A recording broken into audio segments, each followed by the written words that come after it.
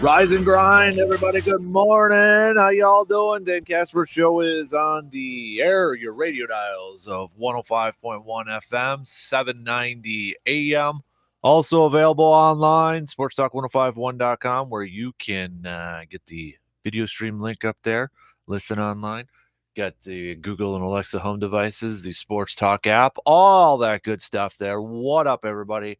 Hopefully, you're all off to a fantastic start on this Making a Turn Wednesday. And thanks, well, for making us a part of your start here. So, what do we got up on the docket here this morning? What's on the lineup card here this morning?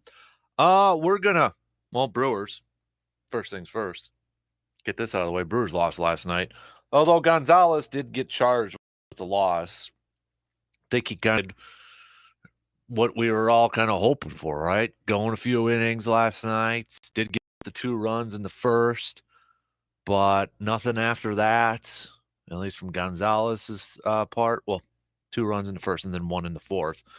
But, going 4 innings, giving up 4 hits and 3 earned runs, I think a lot of us would have been okay with that. Craig Counsell was good with that.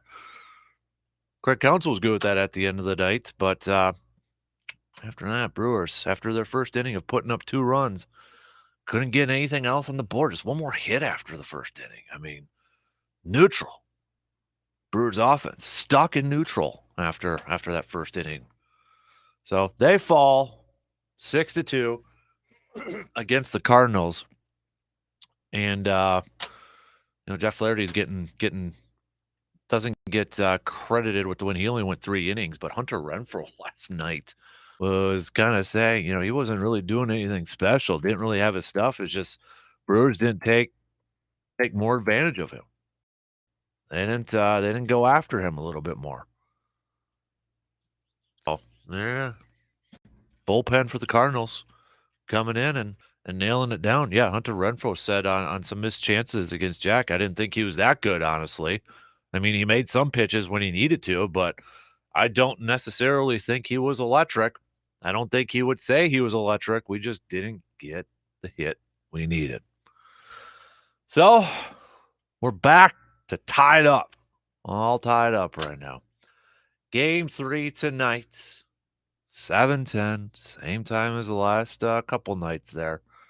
But tonight on the mound, we're going to get an interesting pitching matchup. Eric Lauer, 6-2, 3.57 ERA, going up against longtime Cardinal Adam Wainwright, who's 5-5 with a 3.06 ERA. Plenty of Brewers players with experience against Adam Wainwright. We'll take a look at that coming up here in just a little bit. And a good chunk of these players have had success against Adam Wainwright. So can they do it again tonight? We'll see. A little bit of experience with some of the Cardinals hitters against Eric Lauer. You got a couple of them that are double-digit at-bats, but we'll break that all down coming up here in just a few minutes on the opening drive, the Wisconsin Credit Union opening drive. So baseball talk. Speaking of baseball, I put up a poll on my Twitter page. Now, I know a lot of you, or most of you, or some of you don't have Twitter on there. But I was thinking about this late last night. And you've got Ohtani from the Angels and Aaron Judge from the Yankees. If you had to pick just one player, you had to pick one guy, who would you pick between those two? Who would you pick between Ohtani and Judge? Ohtani had another nice offensive night last night. Aaron Judge, we know he's big day for Aaron Judge. Yeah, arbitration coming up, might make a nice little payday. And he's going to make a huge payday on the free agent market. But if you could only pick one of those dudes, one of those guys to be on your team, which one would it be? And right now it's 60-40 for Ohtani, which I kind of figured, and I don't know the reasons for everybody picking Shohei, but kind of wonder if it's like, well, he also pitches, and he's a pretty good pitcher. Yeah, That might be the deciding factor in all. But I was just kind of curious to see where everybody was lined up. Going to go with what Aaron Judge is doing from the plate this year. Going to go with a little versatility in Shohei. So go ahead and vote on there. All right. I'm just kind of curious to see how the votes kind of play out there on my Twitter page at DANKASPER. We've got the NBA draft is tomorrow. And I usually don't do this, but I did it. Luke Anthony, who will be on a little bit later, kind of threw it out there. So I went ahead and did it. My first round of the NBA draft, my mock coming at you. If I get just 3 or 4 picks right, I will be the happiest dude in the world. I'll be the happiest one in the world because it is such a crapshoot when it comes to this NBA draft. I think for the most part, and the first round's tomorrow, but I'm going to do it today. But excuse me, I think for the most part, everybody's pretty sold on who the top 3 are going to be. But maybe there's a little bit of uncertainty surrounding the order that those players will be drafted. But I think for the most part, everybody kind of knows that who the top 3 are going to be. But maybe a little bit of uncertainty if they in the order that they go in. So we'll get a look at that. We'll go do it a little bit later on because we got match game coming up in the 7:00 hour. So maybe we'll save it for the 8:00 hour over there. We got that. We've got stock reports that are due. Got some stock reports that are due. So get those babies on over. Whose stock is rising? Whose stock is falling, in your opinion? You can text us on the Shoe Doctors bullpen line, 715-830-1912. 715-830-1912. So go ahead and do that. What else do we got in docket? We got Stanley Cup final coming at you too. Got a game 4 coming up. I want some predictions. All of you out there. Can Tampa Bay tie it up? Can they even this series up at 2 apiece tonight? Or can Colorado take a commanding 3-1 lead and go back to Colorado? What do you got? If you want to make some predictions, you can hit me up with the predictions over there too. Okay. How many of you, I'm generally curious too, like how many of you are actually paying attention to the Stanley Cup final? Because I feel like it's a little quiet. I've enjoyed the games. I've been tuning in, watching them in between, Brewers games and that, and going back and forth, or listening to the Brewers game on the radio and watching some of the hockey on the tube, trying to get into it a little bit more. And I think it's been an entertaining postseason. I think it's been an entertaining playoffs. Like if you're kind of in a similar situation to me, and maybe you're just like, you're an observer of the sport, but then you started watching a little bit more. It's like, all right, I can kind of get into this. I'm kind of that way right now.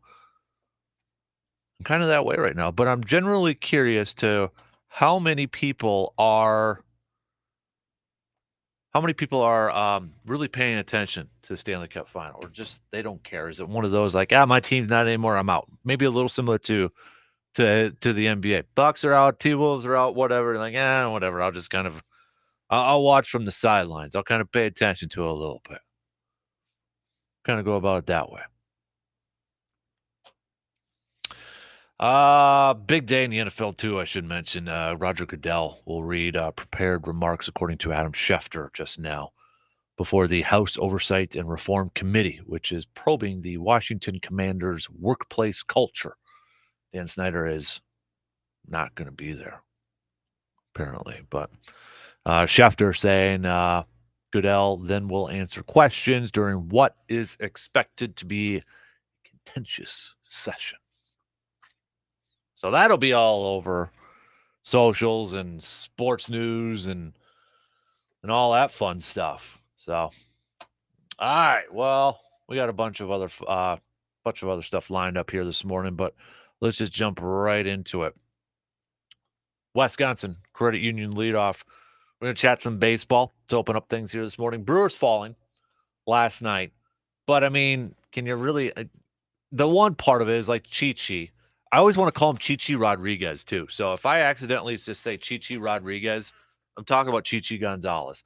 But he did what we were hoping for last night, right? I mean, obviously everybody will have loved 4 innings, 5 innings of like no earned runs or anything like that. But, we went through what he did with the Twins this year and kind of went through his numbers through his career. To go 4 innings, to help save some arms in that bullpen, and to give up 3 runs, knowing that Jack on the other side too was struggling a little bit there. I think that's job well done. I would agree with Craig Counsell. It was job well done by Chi-Chi yesterday. It's just that the offense could not support him. We talked about that yesterday. The offense, there was more pressure. There was a little bit more of a load on their shoulders to help out the ball club last night, and they didn't get it done. Simple as that. They did not get it done. Got it done in the first inning. After that, nothing.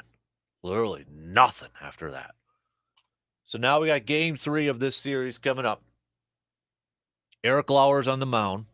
Adam Wainwright for the Cardinals. You have confidence in Eric Lauer tonight, getting the job done for the Brew Crew? Think the Brewers offense can put up some numbers on Adam Wainwright tonight? Well, let's preview it. Let's talk about it, okay?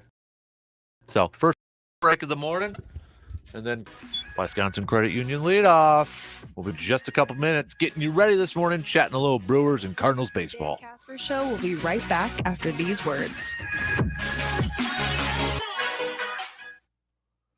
Got a take on today's topics, but can't call in?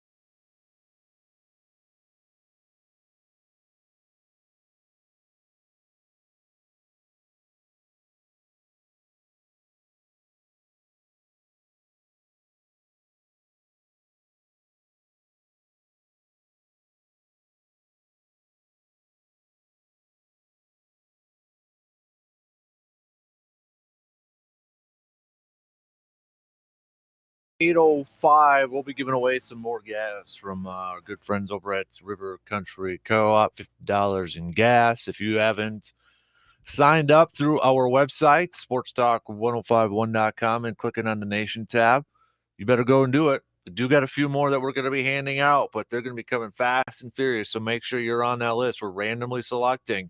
We had, Greg and Clint, 2 winners already. So if you want to be one of those people that wins $50 in fuel from River Country Co-op, get to our website, sportstalk1051.com. Again, click on that Nation tab and sign up for your chance to win. So we'll hand out another $50. I'm holding it right now if you're watching the video feed right there. Holding it right now. $50 fuel. So we'll mail it to you too. So you don't even have to drive in to pick it up. We'll mail it to you. Put it in the mail. Save a little gas that way too. All right, let's get things rolling here this morning on that Wisconsin Credit Union, the leadoff. Brewers falling last night to the Cardinals, as we kind of already talked about here a little bit. Chichi Gonzalez going 4 innings, giving up 3 runs there. Brewers tied it up after the Brewers gave up 2 runs in the first. Brewers tied it up with Willie Adames. Another home run, leading the team now with 14 dingers. But after that, there was nothing, absolutely nothing for the Brewers offense. Stuck in neutral. We saw the Hunter Renfroe comments where, he kind of said Jack didn't have anything, didn't think he had anything special. In case you missed it, Hunter saying, I didn't think he was that good, honestly. I mean, he made some pitches when he needed to, but I don't necessarily think he was electric. I don't think he would say he was electric. We just didn't get a hit when we needed. So, Brewers didn't take advantage of it, for crying out loud. Didn't take advantage of it. But I think for Chichi, 4 innings, 4 hits, 3 earned runs, 1 walk, couple strikeouts, 73 pitches. I'd be good with that. I think that's what we should have all expected. What I expected. But nonetheless, series tied up now. Season, division tied up. Game 3. We get Eric Lauer on the mound. Adam Wainwright. Two pitchers pretty familiar with each other. When you look at Adam Wainwright, he has faced the Brewers twice so far this year. One time on April 14th, the other May 26th. If we look at those 2 outings against the Brewers, starting first on April 14th, he picked up the loss, going 4 1/3, giving up 8 hits and 4 earned runs. It was early in the season. Then you flash forward to the 26th, he picked up another loss, going 5 innings, giving up 10 hits, 4 runs, 3 of them earned.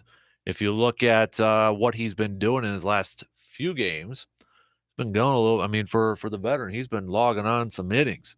His last appearance was against Boston on the 17th, where he went 6 1/3, picked up the loss, 7 hits, 4 earned runs. Before that, a couple of no decisions. June 11th, Cincinnati, he went 7 innings, giving up 8 hits, 3 earned runs. Then against the Cubbies on the 5th, 7 innings, 9 hits, 2 earned runs. Then you go back to the Padres on Memorial Day, 7 innings, 2 hits, no earned runs. Still a no decision there too. But even with his age, Adam Wainwright has been logging on some innings this year. If you go through May, 7, 6, 7, 5, that 5 being that Brewers game, 7, 7, 7, 6 1/3. Dude, kind of a little old school right there. So, but then you look at Eric Lauer, and kind of he's matched up against the Cardinals once this season. He picked up the win. It was on May 26th, where he went 5 innings, 4 hits, 2 earned runs. Did walk 4 in that game too. But that is his lone appearance against the Cardinals so far this year. And you look at his last few games, he's been logging on, I guess you could say in a Brewer sense, logging on some innings here too. But his last appearance was against the Reds on the 17th, where he picked up the win, going 6 1/3, 6 hits, 4 earned runs. Not still a little high maybe. Gave up 3 home runs in that game too. The prior game on the 11th, Washington, that was one of probably his worst outings so far this year, where he went 5 innings, 7 hits, 8 earned runs, 3 dingers there too. So in back-to-back starts, Eric Lauer giving up 3 home runs in each of his back-to-back starts. The Padres on the 5th, he went 6 innings, no decision, 1 earned run. When you look at what this lineup has done against each of these pitchers now, Brewers lineup has gotten a little bit more experience than what the Cardinals lineup does against Eric Lauer. Well, it makes sense because Adam Wainwright has been a staple with the Cardinals for a long time. The player that has the most at-bats, and it's not even close, is Andrew McCutchen. Andrew McCutchen in 77 at-bats against Adam Wainwright. He is batting .314 with a couple of homers, 11 RBIs. Christian Yelich has the next most at-bats, 34 at-bats against Adam Wainwright, .265. Then you kind of look at some of these other players here, and they're pretty respectable. You got Omar Narvaez in 20 at-bats. He's batting .400 against him. Luis Urias, 11 at-bats, .455 with a couple of home runs. Keston Hiura, 14 at-bats, .286. Victor Carterini. They're the backup catcher, .333, 9 at-bats. Caratini. Why did I say Cartatini? Caratini. Come on, damn, figure it out, man. Caratini. We got Hunter Renfroe, 5 at-bats, .400. Tyrone Taylor, .375, 8. Rowdy Tellez, 10 at-bats, .300. Willie Adames, though, 11 at-bats. He's struggled against Adam Wainwright, just a .091. But for the most part, Brewers lineup has had some success against Adam Wainwright, and they've had success against him in the 2 prior starts from this season. Then you look at how Eric Lauer has fared against this Cardinals lineup. Not as much experience, but you got a couple of players with double-digit at-bats. Arenado is .214 and 14 at-bats. Harrison Bader's 210 at-bats. Tommy Edman is .286 and 7 at-bats. Paul Goldschmidt has actually struggled against Eric Lauer. 9 at-bats, just 111. So, I mean, if we're just looking at this year and you look at the history between these lineups and these pitchers, it sure seems like the Brewers have advantage, don't they? Like they have the advantage. Like they've been able to get after Adam Wainwright a little bit historically and this year. A lot of these players have had some success against him, numbers-wise. And you look at what Eric Lauer has done against the most part of this lineup against the Cardinals. He's had some success there too. Picked up a win against them this year. You would think the Brewers would have just a little bit of an advantage coming into this one. But again, if you look at, the last couple of outings here, you got, Wainwright's looking for his first win since May 20th. May 20th. It's over a month. Still looking for that first win since then. Since that May 20th start, he has had 3 losses and a couple of no decisions on there. Actually, in May, he won 3 in a row before that loss against Milwaukee. That loss against Milwaukee's kind of started that trend where he's either gotten a loss or a no decision.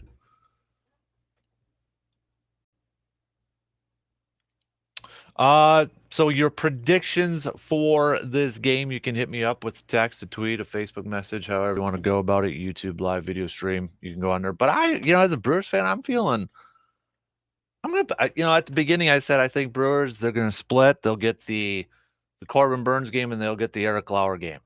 I'm sticking with that. I think I'm going to go with the Eric Lauer start tonight. I think the Brewers get a win tonight. They get the W tonight. I like the matchup. I know, you can look at throughout the whole history of Adam Wainwright, and we could really go throughout how many times he's gone up against the Brewers and that, but just kind of looking at some of these players and how they've had some success against him, recent success against him, I'm going with the Brewers tonight. I'm going with the Brew Crew. They get it done. And then tomorrow, we'll see about the afternoon game with Jason Alexander on the mound. That's still a little bit of an unknown for me. I know Alexander has been off to a fantastic start this year. He's probably, I know injuries have factored into it a little bit, but he's probably lasted with the Major League Ball Club a little bit longer than what we all expected, but probably the Brewers front office staff themselves. But he's been solid. He's been solid. And actually, David Stearns was asked about the state of the team's pitching before the game yesterday. And David Stearns said the state of the union is strong. Talking about the state of the union with his pitching staff. He went on to say, look, we've lost a number of pitchers to injury off of our major league staff. Fortunately, none of them seems to be season ending. We expect all these guys back at some point, some sooner than others. Brandon Woodruff is scheduled to get a rehab assignment for Appleton tomorrow. If all goes well, probably will join the team after that. So that's Thursday. I'm looking at the calendar. Thursday, tomorrow.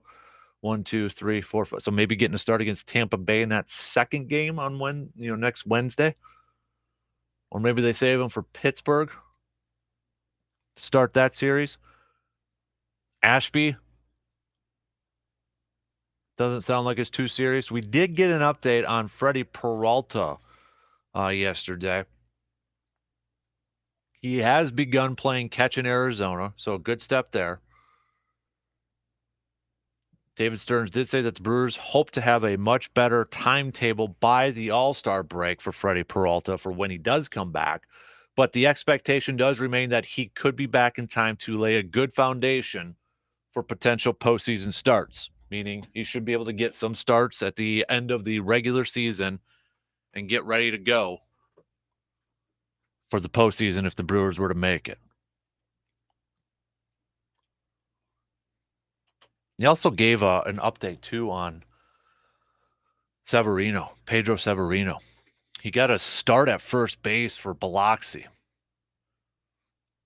And, he was originally the backup catcher for the Brewers. Maybe trying to find some at-bats when his suspension is up. David Stearns was asked about how he looked over there, and a perfect answer. He caught the balls that were thrown to him. So far, so good. Okay. Great scouting report right there from Mr. David Stearns. But that's kind of a little bit of your injury updates surrounding the Brewers. It is one thing, their injuries aren't any season ending, although Freddie Peralta, it almost sounds like it's a very close to a regular season ending injury. Hopefully getting a couple starts at that back end. It's kind of maybe a little bit, not completely, but a little bit like you remember Giovanni Gallardo in 2008. Got hurt at the beginning of the season, then he came back for that postseason. Got to start in the postseason. Maybe a little bit like that, but Freddie Peralta obviously got a few more starts in this year than what Yo-Yo did in 2008, but maybe a little bit there. That'll be a nice boost if they can keep pace and still be in that playoff chase to get Freddie Peralta back. Long ways before we start talking postseason, though. Let's finish this month of June up on a strong note. July, there's opportunity there to win a bunch of games looking at the schedule. Yes, you got the Twinnies, who are a good team in there. You've got the Giants in there, too.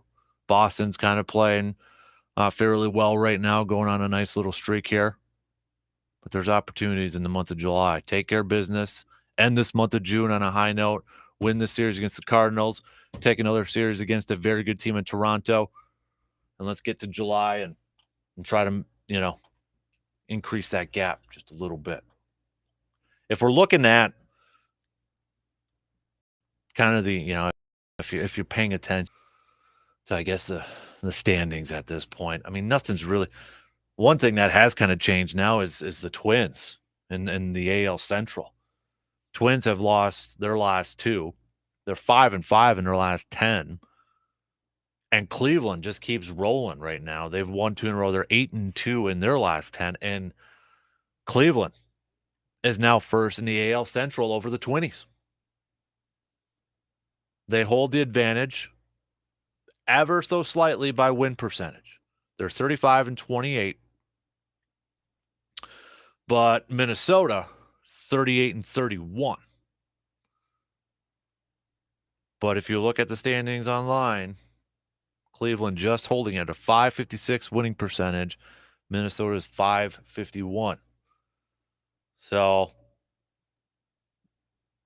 taking a look at that series, and it has been Cleveland versus Minnesota too. White Sox, they're 6-4 in their last 10. They've won 2 in a row. They're still kind of hanging around. They're not playing up to the expectations that a lot of people had for them this year. They're at 500 right now, but they're just 3.5 back. 3.5 back.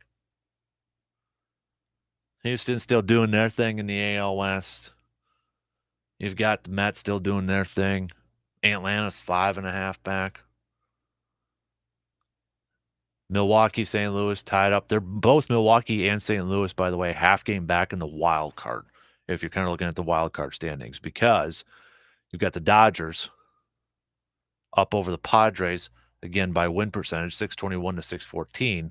Padres and Giants, though, have the wild cards. That's kind of how it's all playing out right now. So, all right. Before we take a break, quick updates on the poll. Just a kind of random poll I put up on Twitter. I'm kind of curious to where everybody's going, and it's kind of going where I thought it would go. If you could only pick one player on your team, who would it be? Ohtani or Aaron Judge? And right now, it was close. At one point, it was 50-50, but Ohtani is running away with it at 83.3%. And I feel like that's a lot of it is because, well, the guy pitches and he's a pretty darn good pitcher too. That's a big reason right there. And I get it. I totally get it. But Aaron Judge too is just having a monster year. And it might be those two. It might come down to those two when it's the AL MVP again. I think Aaron Judge might get the nod though, just because of how well the Yankees are doing. But how many times have we seen in baseball the MVPs always come from, or a lot of times have come from teams who don't even make the postseason? Mike Trout is a great example. Ohtani last year too. But if you want to vote, you can do so on my Twitter page at DANKASPER. All right, we got to take a quick break. I'll check out the texting line, see if we got anything in there. If not, if you haven't sent over a text yet, go ahead and do so. We got a little NBA chat coming up, too, a little bit later on. First round mock draft, baby. We're going to try this. We're going to try to do this, see if I can even get like 2 or 3 right in this thing. That'll be coming up a little bit later on. We've got match game. I want your stock reports. Whose stock is rising? Whose stock is falling? All right, quick break. We'll be back in just a couple minutes. I'm a Graham.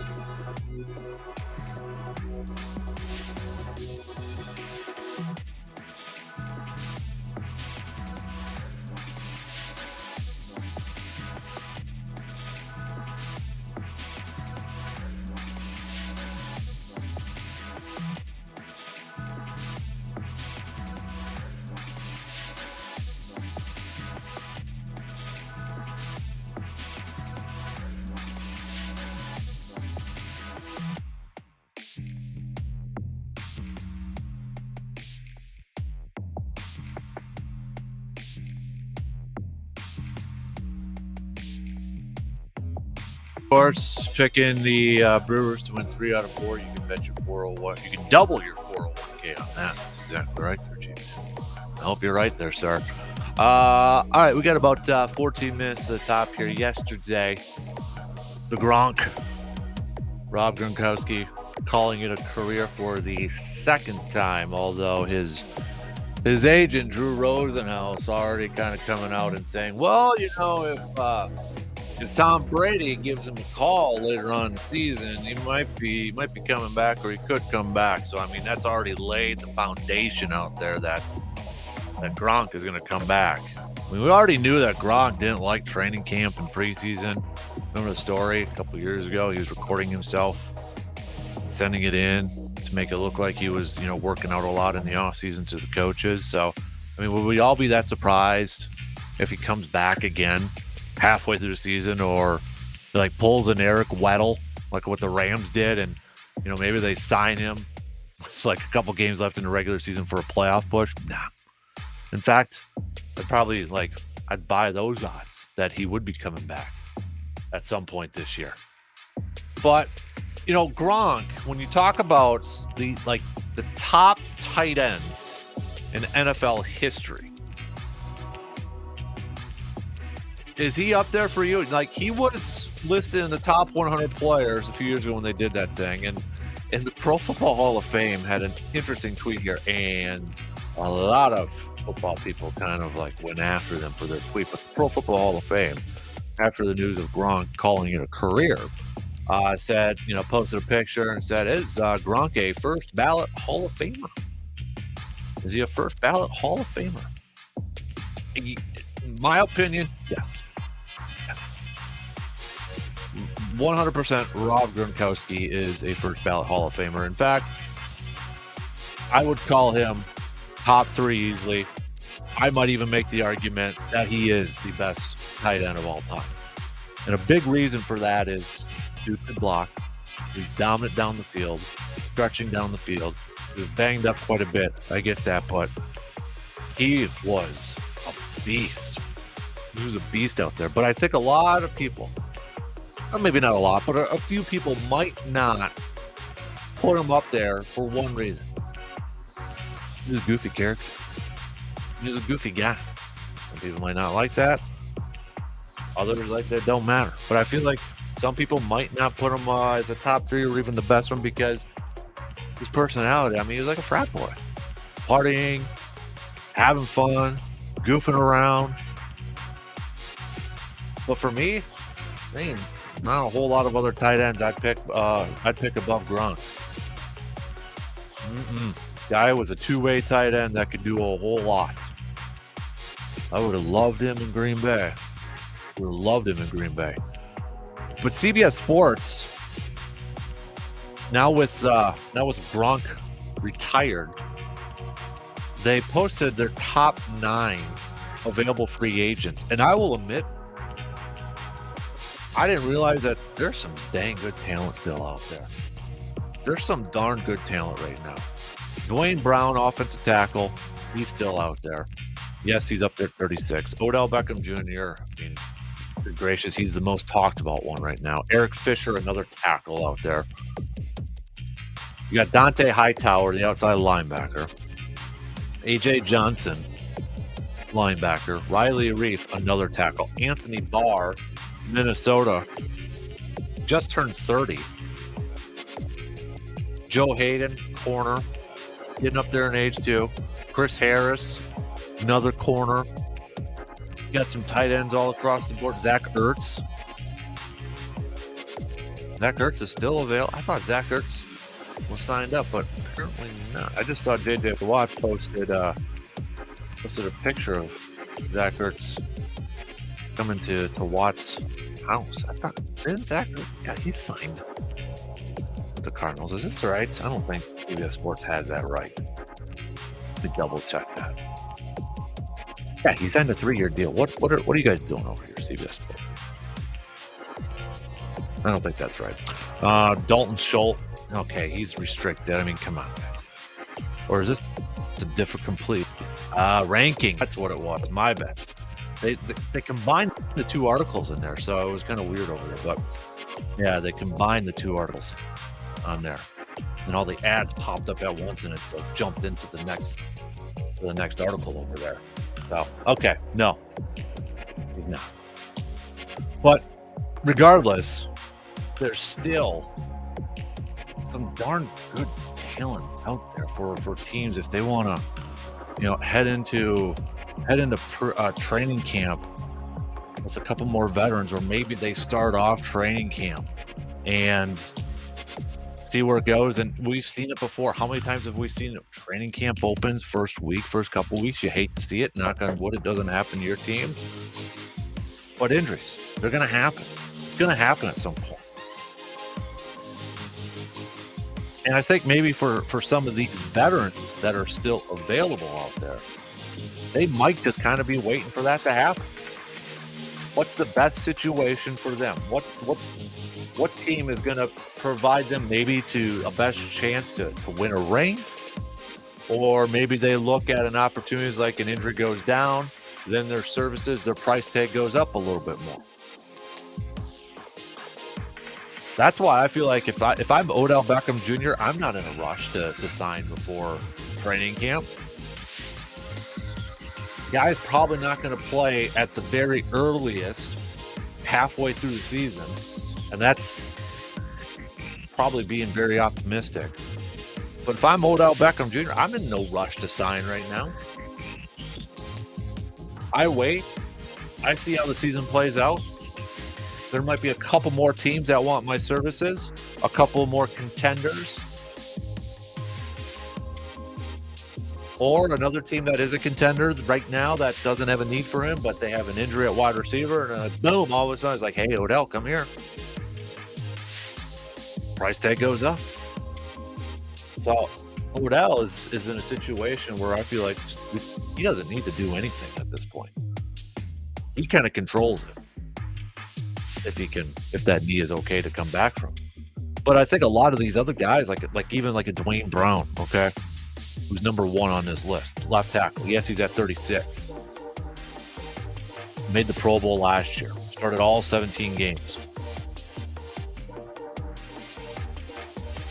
But you have a team that goes into preseason, into training camp, and they've got an injury to tackle, or somebody's just not working out. Price goes up a little bit. His services increase in demand. And for a lot of these guys. The Anthony Barr one is a little bit surprising to me. And I know you look at some of the numbers last year, 2.5 sacks, did have 3 interceptions, 6 quarterback hits. But you kind of wonder, was he put in a, is he more of a typical 3-4 outside linebacker, or is he a 4-3 type of linebacker? I got to imagine he's a type of player. He just turned 30. He's a player that's going to be looking for a defense, a system that is going to be something that fits him the best. He wants to be put in a position where he's going to look for a position that's going to allow him to play at a high level and to go out there and try to dominate games. But there's still some decent talent out there right now. Kind of caught me off guard when I was looking at these. I'm like, oh yeah, he's still out there. He's still available. A couple of tight ends out there too. So these guys are going to get on teams too. most of these guys are going to be signing with teams. Just kind of depends on when that's going to happen. And I don't think you might get a couple this month, but really training camp preseason, that might be the time where you see a little bit more. But if you're like Odell Beckham Jr. again, maybe even wait until the season starts. And kind of wait till maybe a few weeks in before you decide. Might be more teams that want your services, and your price goes up just a little bit more. All right, coming up next hour, we'll do a little match game. We'll do some sports nugs of the day. Don't forget to get your stock reports in, whose stock is rising, whose stock is falling. Coming up in the 8 o'clock hour as well, we'll do a NBA draft first round mock. Now, I didn't do any trades. We know there's going to be a crap ton of trades tomorrow night in the first round. I ain't even going to try to predict that. I'm not even going to try to do that. because it's so ridiculous. So just straight up, first 30 with those teams, how they're currently set as of right now. That's the mock. Who do the Bucks go? Who do the Bucks get? Got my prediction coming up here. We'll do that in the 8 o'clock hour. Also in the 8 o'clock hour, we'll be giving away some gas from River Country Co-op too. So you got a little bit more time to sign up on our website, horsestock1051.com. Click on that Nation tab and sign up to win a cool $50. Cool $50. Don't forget to give me your predictions for the Brewers game tonight and the Stanley Cup Final. Game 4. Can the Tampa Bay Lightning, can they tie it up, or will Colorado take a commanding 3-1 lead before heading back home? What color would you say that shirt is? Lavender. Okay, I was gonna say, but it's not. It doesn't look like a soft lavender. It's almost like lavender pink or something. It's not pink. It's a little pastel. I don't have anything against pink. I have a pink polo, but that's not pink. You look a little bit like an Easter egg. I would say that, but that's not pink. It's just feeling like it today. Feeling like you're gonna wear some softer colors, be a softer, gentle version of Dan Kasper today. You know, I don't know what to make when you always comment on what I'm wearing. Yesterday's the hats. Because you're a fashion guy. I am not a fashion guy. You are a fashion guy. Yeah, you are. No. Yes. You put effort into and I like my swag. Specifically look. But I do not put items. effort in this. No. It's natural. So if you like it, it's just natural. Oh, it just flows. It just flows and rolls off. Naturally comes together. We have the Wednesday wild card, so I'm going to shuffle up these cards. So let's see what we can get going here for Dan Kasper today. Digging into the hand today for Wednesday wild card. Answer me this, buddy. What are you better at than most people? I don't know. You got to pick something. I hate talking about myself. Irony. You're better at irony, apparently, and pathological lies that roll off the tongue. What do you think? Like, do you have a random weird talent? Yeah, I remember, I can remember random crap from my childhood. Like, my buddy Sean's birthday invitation to his preschool birthday party was a Ninja Turtle one. Yeah, that's called not letting things go. That's not a random talent. But you're also a Turtles fan, so you know what? You probably thought, hey, this kid's the coolest. But that party was at his house, and then the following year in kindergarten, it was at McDonald's, and I remember making the license plate with my name on it. Oh, yeah. Did you get invited to a string of parties with this kid? Well, he was in my wedding. Oh, you're still buddies. Anniversary today. Well, no way, really? Mm-hmm. Oh, well, happy anniversary. Yeah. Was that one of the fun weddings? Did you guys go and bachelor it up? My bachelor party was at a Brewers game. That's good. That's a good party. Cardinals beat us that day, but. Do you have any on the season that you're going to? I want to go down. Hudson wants to go down and watch a Brewers game. I'm kind of eyeing up the game in August. It'd be his first time at the field? Yeah. He doesn't like long car rides, though. So ooh. And then he's going to So if we go to that Tampa game on the 10th, he's going to his first Packer game the following week, so there'll be a lot of time. It's a good year to be Hudson. Mm-hmm. All right, back to the deck. Last one.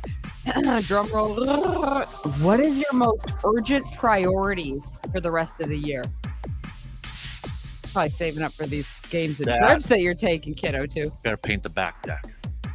Ooh, project time. Yeah. Can't paint when it's this hot, though, so you have an easy out.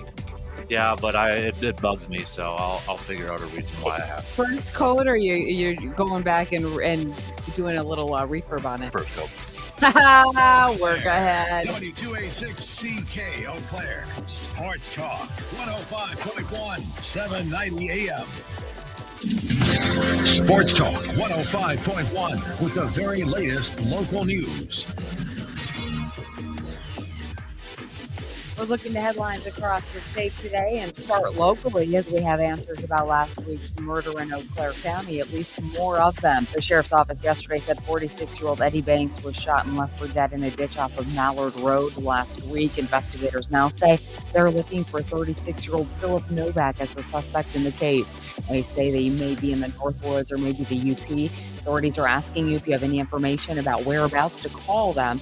No one offering a motive in the case as of now. In other headlines, we stretch to Barron County, where investigators say last month's deadly house fire was not intentional. The state's Department of Justice yesterday said there's no evidence that the fire was an intentional act. Now, no one's saying what may have caused the fire. However, 3 people died in that fire, and you may remember that was on May 12. We take to the political stage, where Governor Tony Evers signed an executive order prohibiting price gouging for gasoline and diesel fuel. More on that. People have noticed that our Department of Agriculture, Trade and Consumer Protection now has the ability to respond to complaints. And the average price for regular fuel in Wisconsin sits at about $4.83 as of earlier this week. You'll see some signs saying a little bit lower than that around the valley. While we're at the Capitol, we'll stay on the political stage, as Governor Tony Evers is aware that legislative Republicans plan to gavel in and out of the special session today to repeal the state's century-old law criminalizing abortion.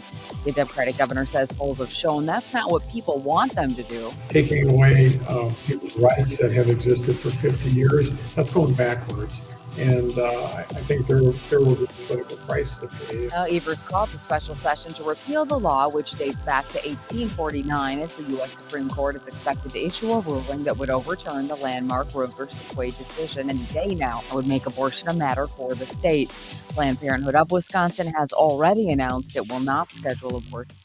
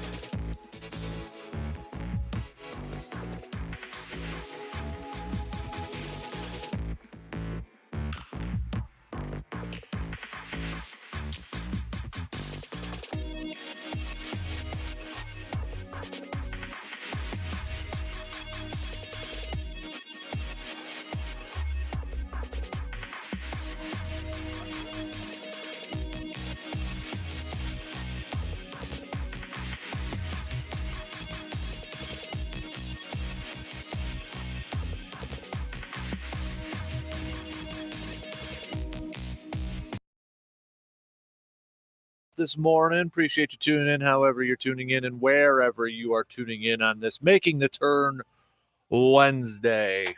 Coming up this hour, we're going to do a little match game as we usually do on Wednesday mornings. Then next hour, because Luke Anthony required it, asked if I would do this, and I did it.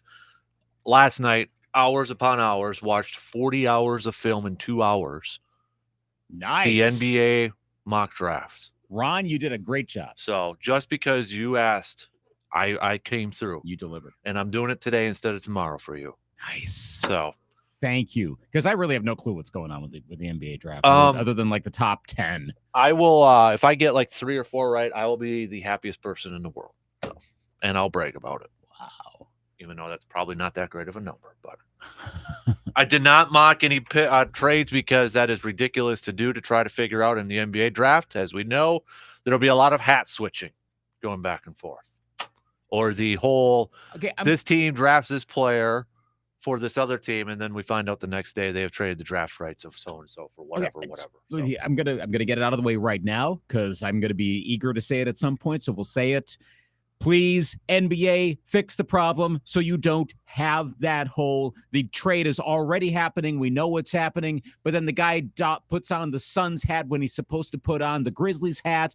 And then that's what shows up online, that he was actually drafted by the Suns. But no, he was drafted by... Just don't. We all know what's going on. There's no technicality. No one is going to be upset if you actually acknowledge the trade. That is actually going to happen. Yeah. It's okay. We can do this. One of my bugaboos, too, is like when you go and see how the order is, just put the team that's on there after the trade. Don't put the whole, like, Orlando was drafted, but then in parentheses traded to so-and-so. Just tell me. Just change it up. Yeah. Just put the team that the player's actually going to. I go the other way around. Have the team that they're going to, and then in parentheses traded from. Exactly. Good. Then I can keep any of us can keep track of. Oh, so that team originally had it, but it went to the. Okay, cool. As opposed to that other, because again, that's confusing. Like you'd see sometimes, especially when there's like 3 trades involving. Like it's happened 3 different times. Well, this pick originally was from Golden State, then it went to Denver, then it went to Miami, and now Milwaukee ended up with it. Yeah. And then like years where one team has like 2 picks and they trade out. And so you're like, whoa, wait. Like the Bucks, they had 2 picks. Who they got? No, wait, they didn't. What? And then you're spending like 5 minutes trying to figure out what happened. Mm-hmm. No, let's not. So that's going to come up next hour. Next hour, I'll do it. So okay, thank you. Let's do some sports nuggets. 1939, the first U.S. water ski tournament was held at Jones Beach on Long Island, New York. 1979, former WHA teams, the Edmonton Oilers, the Hartford Whalers, the Quebec Nordiques. Nordiques, sorry. That's how you say it? Nordiques. Mm-hmm. I like Nordiques better. But whatever. Winnipeg Jets joined the NHL. That was this day in 1979. It's all Canada team, except for Hartford. Mm-hmm. Right? Yeah. Okay. They're kind of honorable. That's not a rip on Hartford. It's kind of honorable. I'm ready for my vacation, man. Yeah. I need to sleep in. Nordiques. Let's go Let's go. Hey, who is the trivia question for you since this is a music and sports related one? Okay. First rock artist to perform at Yankee Stadium was who? Ooh. What year was 1990. This? Oh, boy. Was it? I don't know if I'd consider this person rock, but let's just say artist. Billy Joel? Correct. He's kind of the go-to New York guy. Mm-hmm. Well, Shea Stadium, when he closed that down. Except for Jay-Z now. I mean, he's literally got an Empire State of Mind. Well, right, but maybe he should have a concert there more than once every, several years. I mean, Billy Joel has a freaking residency at Madison Square Garden. Like every month he performs there. And he always sells out. Really? Yeah. Is that true? Yes. Oh, okay. I didn't know that. Yeah, he's been doing that for, I think it got paused because of the pandemic and stuff. But yeah, he's been doing it for a while. They were like, you could perform here as long as you'd like. So he keeps performing and he keeps selling out. Nice. Yeah. I did not know that. Okay. Have you seen him in concert? Never. That would be one if I were offered tickets. Because, I mean, at this point, price probably like, what? But if I were offered tickets, I would definitely go. Yeah, for sure. 2003, Michelle Wie won her first USGA title at the age of 13. She was the youngest person to win any adult USGA event. So this is, I believe, didn't she just retire? I think she just played her last U.S. Open on there. Let me double check that. I thought that was kind of the case here. Michelle, she plans to step away. Yeah, plans to step away from competitive golf. So I remember when she first started coming up, I was in high school, and I had this debate with a bunch of people in my composition class.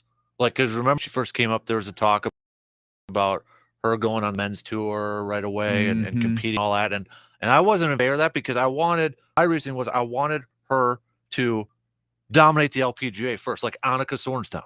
Yeah. Like at that point.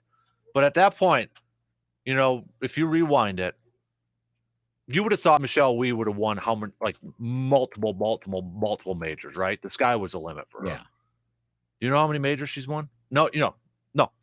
How many majors she's won and how many tour wins she has? I have the Wikipedia page up. So oh, you cheat! Why do you cheat all the time? Well, whenever I was looking. She's only won one major and won 5 times on tour. I was trying to see like what's her height because I remember that was the thing when she came in. She's 6 feet tall. Yeah, but she's only gotten 5 wins. And I say only, but I mean because the hype was so big around her when she was a kid. Yeah, and 1 major win. It was a whole early thing. I mean, that's the thing. The hype was so strong at that time. I remember it was one of those. That was pre-Twitter and Facebook. Yeah, it kind of dominated. It what was it? The summer of 2000. What it would have been 03. Yes, yeah. I distinctly remember that summer. Like the big stories were that, and then Barry Bonds just was like. The whole media uproar thing was happening that summer. But those were the 2 big things happening in the summer of 03. And it doesn't always work out for these players. I mean, how many phenoms have we seen over the years? We see it in basketball all the time. Cautionary tale for the NBA draft coming up. We see it in every sport. A guy who's really good, gal who's really good, whatever. Then they don't perform as well, but that's because they're still maturing. They're still aging. We don't know what's going to happen to them as they get older, and some go the other direction. In this case, she had an incredible and early start, and then it didn't hold up. That it just happens. But I guess then when you're that young, you've got either yourself or people managing your career trying to get you to go on to something way bigger at age 13. Oh boy, yeah, it's not the best, really. It's not. No. So, also this day, 2016, the NHL expanded to 31. Las Vegas was added. So there you go. The Golden Knights. Before your Kraken, my Seattle Kraken, not to be confused with the Nordics. Future Stanley Cup champion. Seattle Kraken. Well, maybe. I mean, no, it's not maybe. It is. It could be 150 years from now. That's why I said future. I didn't say next year. May not be in your 5 lifetime years, or your but future Hudson's or anyone's lifetime. Stanley Cup final champion, the Seattle Kraken. Okay. Write it down. You realize now that you say that, I'm going to start referring to the Vikings as future Super Bowl champion Minnesota Vikings. I mean, anybody can literally say that. Yeah, it's very open-ended. Right. I mean, they could win it in 2493. Mm-hmm. That's 400 odd years from now. I don't know. Maybe. Yeah. All right. Those are your sports nuggets for the day. You had to pick one to add to your team, Aaron Judge or Ohtani. Who are you picking? Interesting. I will take Shohei Ohtani. Mm-hmm. Younger, can do more, less. Well, he's had his share of injuries, but Judge seems a little more chronic. So I would take Shohei Ohtani. Plus, I think there's more attention to the team. I'm a little surprised that Aaron Judge has not gotten more attention this year with the home runs he's hitting, with his overall performance. And I think some of that has to do with those of us that are old enough to remember when baseball would dominate the headlines, and that it just isn't. There's this anticipation among baseball fans, like, come on, when is it going to be big? And yet the number one story is who Blade do at the parade. Like, that's the culture nowadays. Baseball's just not that big of a deal. Sorry. Aaron Judge could be in pursuit of 61 this year, which should be really exciting. And we're going to be breaking down the Jacksonville Jaguars midweek in September. And that's going to be number one, because that's where our society is now in sports. But I'm also still surprised that Aaron Judge hasn't gotten as much attention as Ohtani, where Ohtani, I think, has broken through a little bit more. Yeah. And maybe that's because of what Ohtani's done. I mean, he's doing it on both parts of the field. But if he wasn't a pitcher, does it change? Yeah. I think so. Yeah. In that case, I'm taking, because then it's more single focused, and like what he's doing at the plate. Just, oh my gosh, that's good. He's got a big time arbitration meeting on Friday too. Yeah. Now, if money were not a factor, I would then I could actually consider that. But considering our favorite teams involved, the odds of Aaron Judge going to the Twins or the Brewers, or Shohei Ohtani going to the Twins or the Brewers, there's some speculation Judge may go to the Cubs. What do you think about that? Really be all in on him? Go for it. I mean, whatever. I can't see him playing anywhere else but the Yankees. I can't see it. I think he stays with New York as well. The Giants actually are going to probably be a legitimate contender. He's going to get a 10, 12-year contract, and it's going to be one of those that he gets into his 40s, like an Albert Pujols, and it'd be like, oh, Lord, he's trailed off with like halfway through this contract. See, that's the scary thing with Aaron Judge. He wants a long contract. I don't think that's a smart move. I know that probably most folks in baseball would think that's stupid, but someone's going to probably have to do that, and it's probably going to have to be a team that actually can afford it, and that's probably like the Yankees. Mm-hmm. Maybe the Cubs, but remember, the Cubs seem to have more financial shakiness than you would expect. I think that has to do with the whole, like, let's invest in real estate. And okay, well, how about you actually afford players on your team? So at some point, Aaron Judge is going to move to first base, isn't he? Or just strictly be DH? He can't, there's no way he's going to be running around the outfield at age 37. Yeah. I mean, now with the DH everywhere, he's going to be strictly a DHer at some point in his life. Lorenzo Cain was one of the few. Lorenzo Cain, Torrey Hunter, they're some of the very few that could pull that off. Mm-hmm. The fact that we can actually like pull out maybe like two names of people that could do center field, outfield, well into their 30s tells you most can't, especially not a guy built like Aaron Judge. I know Cain is kind of a bigger. Aaron Judge's body type's not going to hold for the outfield, but he'd be great at first base. Yeah. I agree. Yeah, but I think it's more likely probably DH at this point, just because it's it's out there for everybody. Yeah. So, do you think Ohtani at some point will just be done pitching? I got him. I think he probably will. He'll turn 28 in just a few days, actually. Yeah. But by all accounts, he wants to keep doing both. This seems like something where he's going to transit out like Kind of like Judge, where it's going to be years, but then away and probably the pitching goes away around maybe age 31 to 33, somewhere in there. I think he's got more years left. Yeah, he's pitching numbers. He's a career 3.47 ERA, 18-9 record. If you do a 162 game average, he'd be 13-7 with a 3.47 ERA. That's just his pitching numbers. His batting numbers, if you do a 162 game average, he would be 37 home runs, 99 RBIs, 264 batting average. Offensive comparison to Judge, 62 game average, 46 dingers, 279 batting average, 106 RBIs. Interesting. Yeah. But again, it's the age too. So yeah, I can't believe he's been in the league for 7 years already. Aaron Judge. Yeah. Going back to 2016 when he made his first appearance. I still remember that home run derby, the summer of 2017. It was blowing up. Oh my, down in Miami. Yeah, that was a moment. It's too bad he's not doing the home run derby this year. Now, if he's going, look, home run derby sometimes tax you, and I want to go for 61.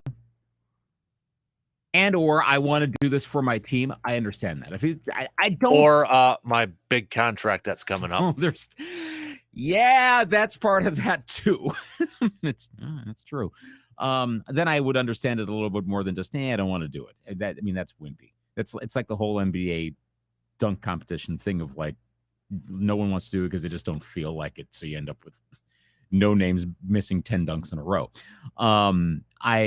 I hope that's the reason for Aaron Judge. We'll have a good number of home run derby participants, but I would love to see Judge the way he's going this year. Mm-hmm. But I understand why he wouldn't. Actually, I'll bet if he participated, he probably wouldn't get past like the second round anyway. Yeah, I would agree with that. Yeah. I would buy that. And not that he would like try to not do that, but how many times do you have the guy come in? Like last year, Ohtani was getting so much attention. And I'm trying to remember. If I recall correctly, he had a pretty poor performance in the home run derby. So there's not necessarily a correlation. You don't know what guy's going to get hot. Yeah, you have no idea. It'll be fun either way. Right. All right. Tell you what. Let's take a quick break. Then we'll get into match game here. So we're gonna do a little golf match game. We're gonna throw in a little cereal match game. Yeah, kind of a wild card one out there. In case you didn't see it, Morikawa with a tweet yesterday. You can look that up. No, don't look it up. Don't look it up. I want to catch you off guard here. Okay. It's a big debate on the Twitter sphere about how you make your cereal. We'll get to that coming up. To the Dan Kasper Show. Isn't it nice when you get to choose? Having options, especially when it comes to money management, helps you find the best tools and services to reach your goals. Hi, I'm Sarah from Merchants Bank, and we believe you deserve to have your credit available when you need it. Whether that's through a home equity line of credit or an overdraft line to protect your checking account, you get to choose what works.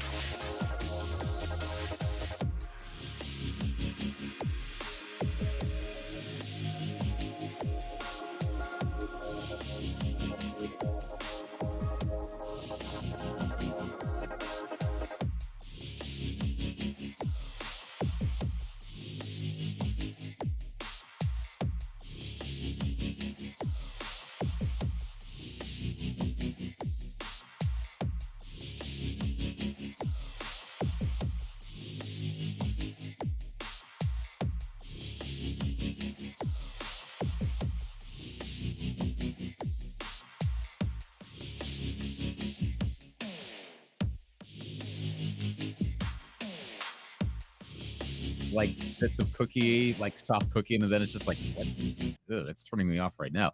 But I come would. on, you can have it's like a new drink right there. It's kind of like a melted frozen concrete mixer.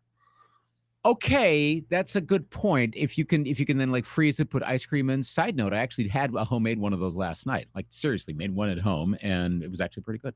No, it's 2 nights ago. Sorry. But if I'm pouring the milk though, I'm at it immediately.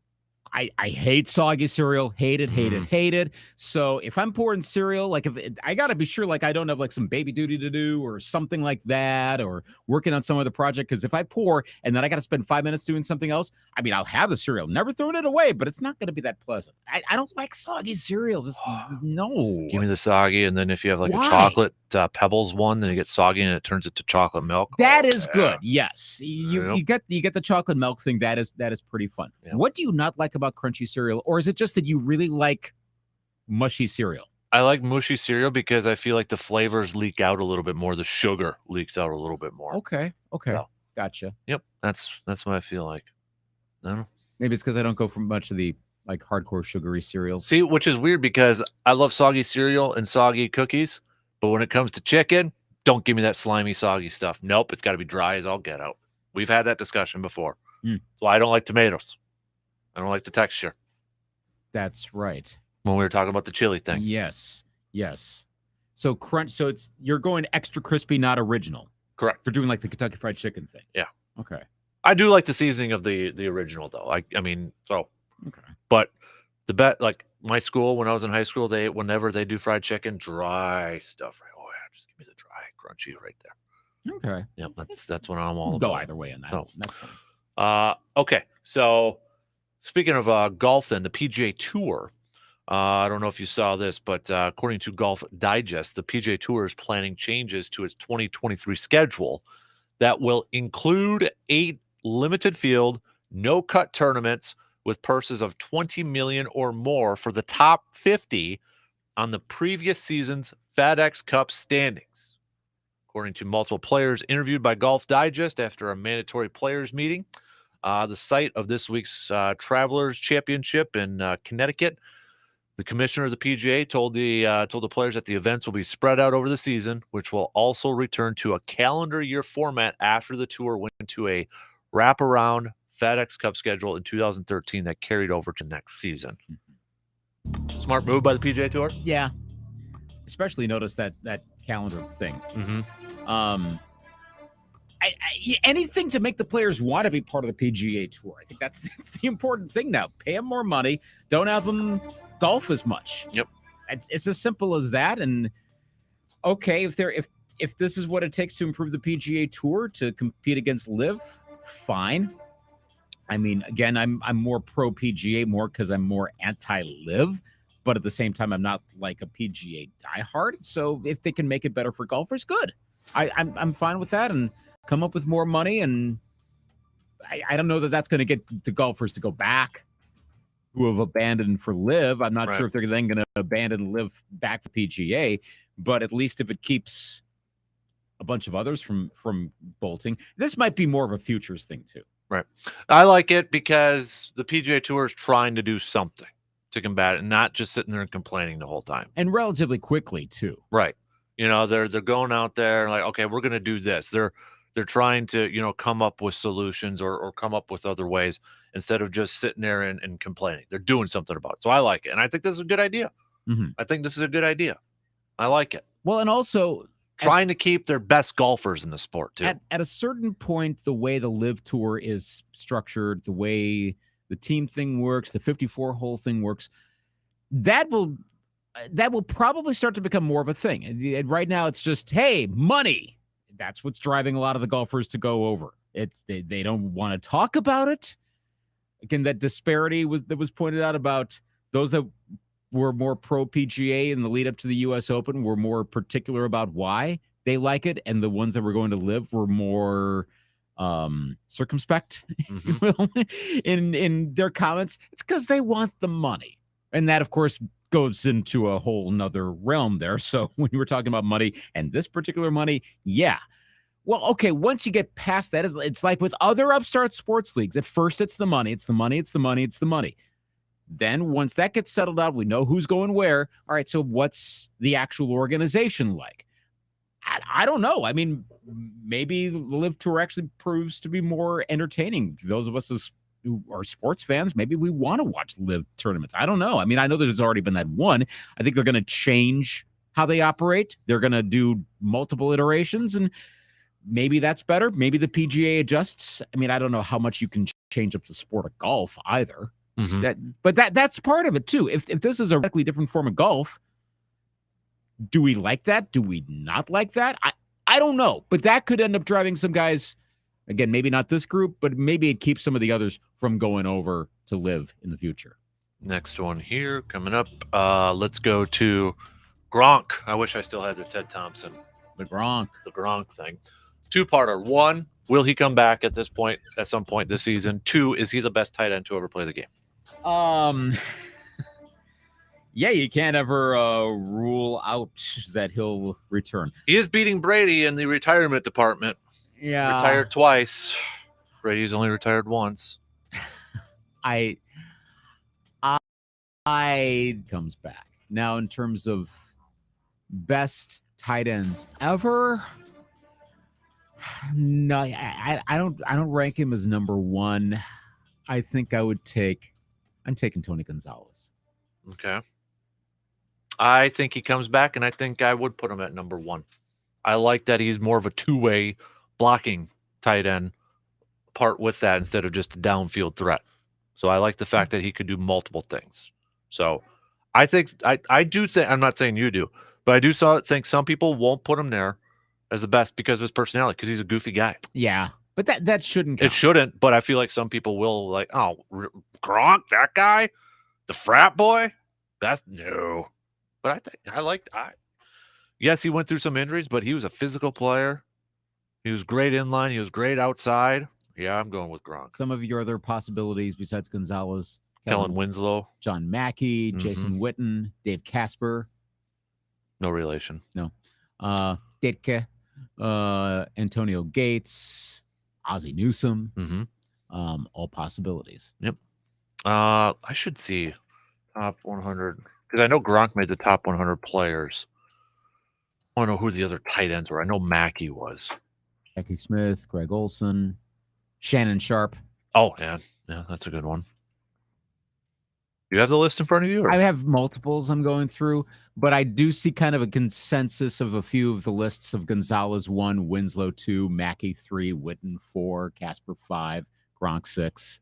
Okay, so here is the NFL.com. You remember that whole thing that they did with the top 100 team. So this is who they had for tight ends here. They had 5 of them. Mike Ditka, and again, they didn't rank them. Ditka, Gonzalez, Gronk, Mackey, Winslow. Okay. So Shannon Sharp did not make it. Yeah. Casper was not in there. Nope. Okay. I still feel comfortable with Gonzalez, and Winslow starting to get, if this is pass at a time, same will happen to Gronkowski eventually, starting to get forgotten a little bit. Should not be forgotten. Kellen Winslow was really, really good. Would I? I'm trying to player comp him. How similar was was Winslow and Gonzalez in that maybe they were more receiver style tight ends, opposed to one of the more traditional like.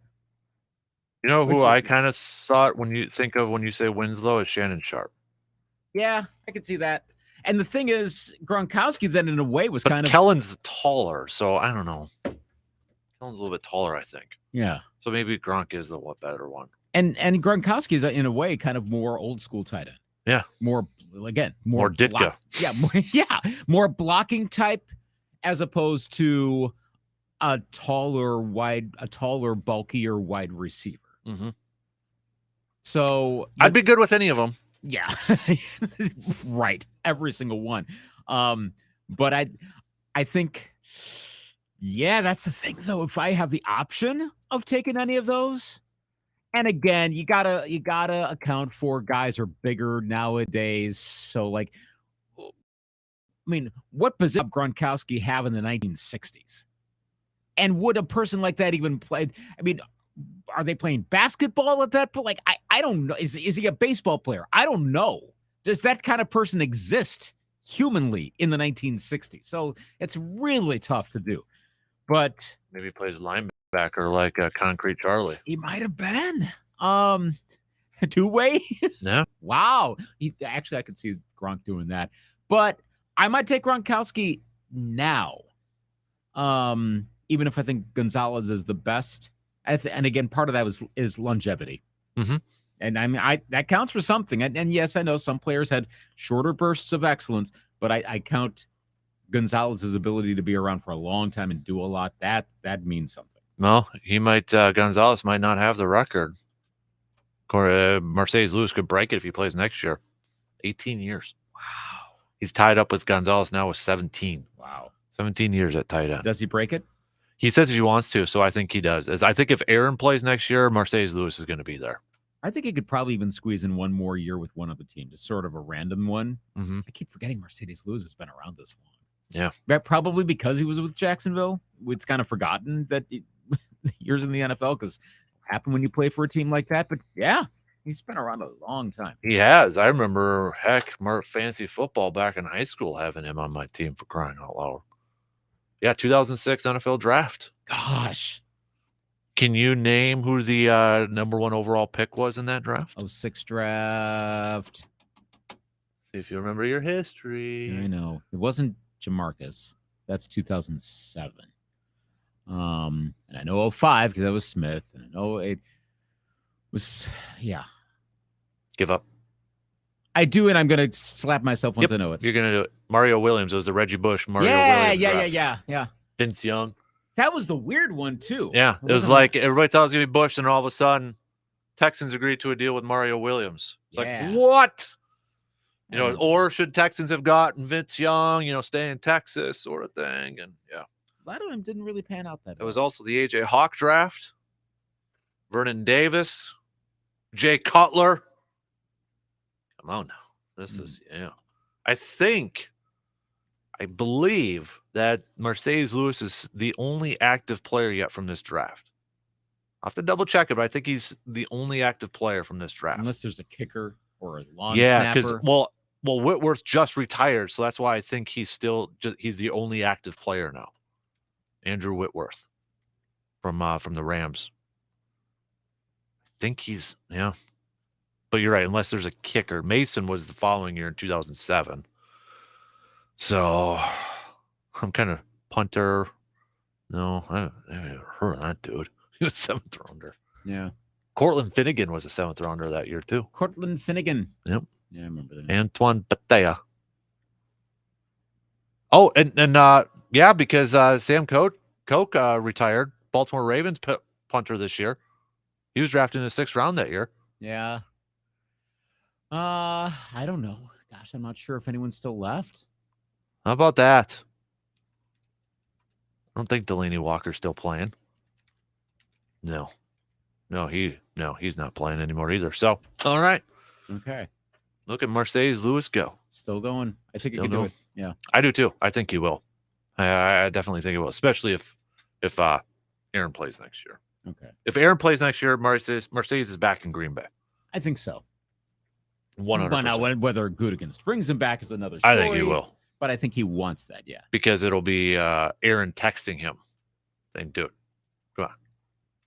Got to bring him back. Want to bring him back, dude. What are you doing? I'm the captain of this team. I'm the captain of this boat. Well, he's Aaron Rodgers. He kind of does run the thing. He does. He does. Yeah. So, all right. I thought I had one more. I have it in my notes here, but maybe I didn't. Maybe I didn't add it down on my notes. No other ones?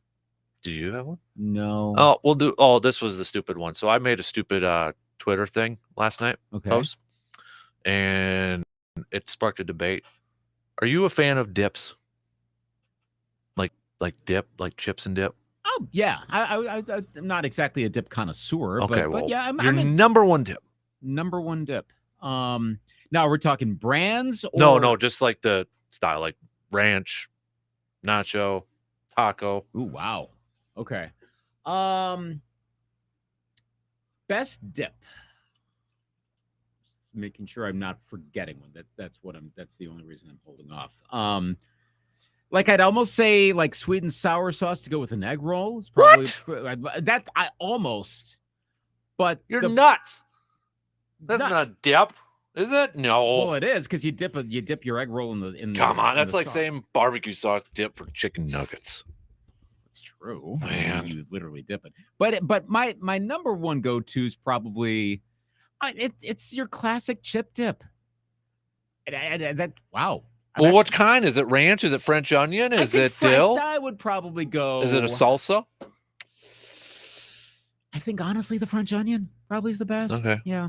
And French onion or dill, and I know those are different flavors, but something in that if white with flecks of stuff in it, and you can go in either way, that usually marries pretty well with a chip. So I'd go that way. That's my favorite. That's probably my favorite. I powered through a half a container of French onion yesterday for lunch. Wow. Oh, I'm addicted. If there's a good dip, I'm addicted to that. It should be a meal. I powered through that thing. I will say dip with just like chips and dip, but all sorts of. I mean, hummus counts as a dip. It does. The type of chip. Yes. That'd be Hudson's favorite one. That's his. So yeah, I'm pro dip. And I think one of those would be I'm not particular about it though. Taco dip is number one, and everybody was getting on my case on Twitter about queso.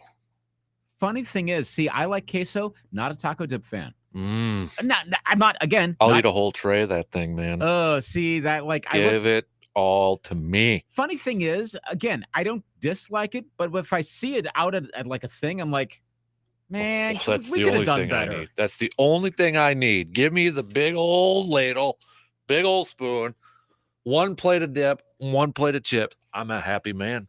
You and my wife should just hang out over taco dip, and you'd clean the whole thing. Taco dips, tacos. I'll just hang out with Hudson and eat hummus. You guys can be all healthy that way. Yeah. But give me the celery and hummus. Dip. Bring it. Give me the good old taco dip. Right there, baby. Yeah. I don't know. No. I'm just not.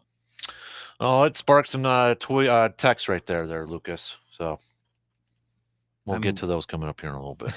We're gonna do our dip texts coming up. Yep. Number one, people, you can go. I went taco 1, buffalo chicken 2, nachos 3, nacho cheese. I went French onion 4. Number 5, I'm still deciding between salsa, dill, or ranch. Okay. But salsa probably won't make it because you know me and tomato chunks. It's got to be a very pureed type of salsa. Interestingly, I don't know that I always refer to salsa as a dip, though operatively speaking, it is. Right. But I wouldn't necessarily think of that as a dip. So it's between those three right there. Queso, I think I know it's not queso, but I've been burned by so much bad melted cheese mixed in with other stuff that I can't do it. Like it's burnt, it's overdone, or it's made in a microwave. So I've been burned too many times with that. Just leaves a bad taste in my mouth. Yeah. Can't do it. Can't do it. Okay. Understood. So, all right. We'll see what everybody's got to say on there. Tell you what, let's take a quick break, and then we'll only have a couple minutes to the top. Then we got the thing Luke's been waiting for. NBA draft mock. Been waiting for it since you reminded me about it this morning. Exactly, right? Mm-hmm. Sitting on the edge of your seat. Quick The break. Dan Kasper Show will be right back after these words.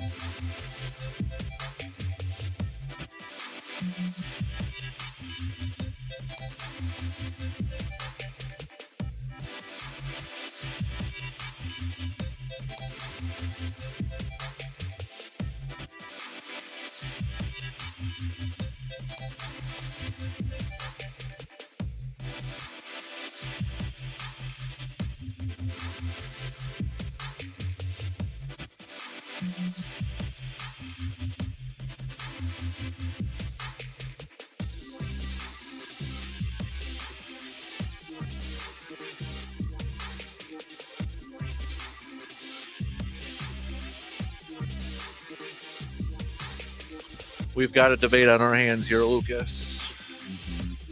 I got a tweet from somebody.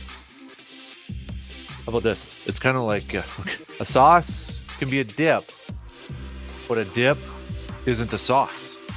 You can put sweet and sour directly on chicken or dip it, but nacho cheese would only be used as a dip and not as a sauce on the chicken. Good points.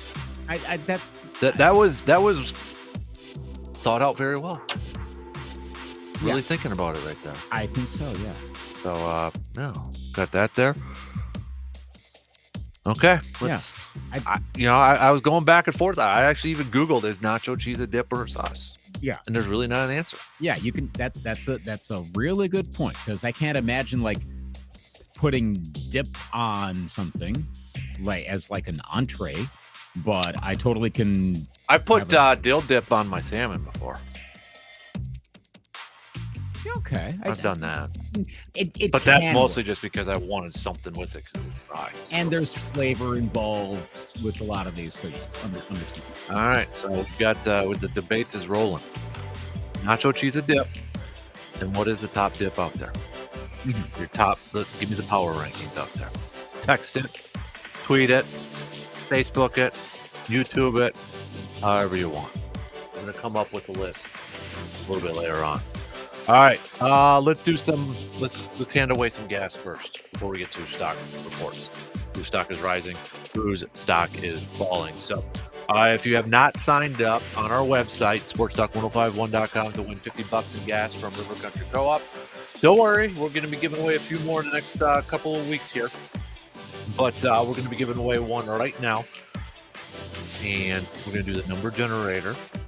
Go to random.org. Yeah, that sort of stuff. We put in 1 through whatever number we got. Is it 50 some on right now, I think. Taking away a couple that have already won. So let's do this. Ready? Go blow it up. All right. That's the sound effect of the space bar. That was solid. Our SFX department is off the charts. Okay, number 3, which number 3 on this list is Jordan Lane is the winner right there for the gas giveaway. $50 in gas from River Country Co-op. So congratulations, Jordan. I will send you an email, but we'll put this in the mail to you too, so you can save some gas so you don't have to drive over here and get it. Cool. Right there. But again, if you have not signed up yet, we've got a few more we're going to be giving away in the next couple weeks here. Just head to sportstalk1051.com, click on the Nation tab, and sign up right there. It's free. It takes you a few seconds. So, all right, let's do some stock risers. I'll give the honors to you, sir. All right. Whose stock is rising? Luis Arias, Minnesota Twins, leading the American League in batting average, 362 on the season. And that's like playing a full season. That's not like after like 3 weeks of playing, after being 362, leading batting average, tops an on-base percentage at 442. Offensive WAR ranks eighth in the 2.7, had another home run last night. Yes, the Twins lost, but they're playing Cleveland, so that's like they're at the top of the division, so it's still a good game. Arias is the star of the team. He got the Ichiro sign off the other day of like who's the best left-handed hitter around, and he's saying Luis Arias. So Arias right now, bank on him. If for whatever reason if for some reason you can get him on your fantasy team, get him. I don't know if you can at this point, but get him. He's also 8th in OPS, OPB at this point. So he's OPS. Sorry, okay. I get my acronym screwed up, but OPS he's 8th there, 899. So Luis Arias of the Twins doing really well. And yeah, 362 in the season. I don't know if he can hold up, but if that's been going up over the past few days, that's another one to watch with Judge on pace to be around the Maris mark. Let's see how Arias does. He's got a ways to go before he starts to get into 400 territory, but it's just starting to come on the radar. Since you went with the Twinnie rising, I'm going to go Cleveland Guardians rising of the stock report. Okay. Because they've now overtaken the Twins in the division by win percentage points. They But played hey, 6 fewer games. hey, too. they're at first right now. They're climbing up. They are getting better, yes. Chicago's 3.5 back.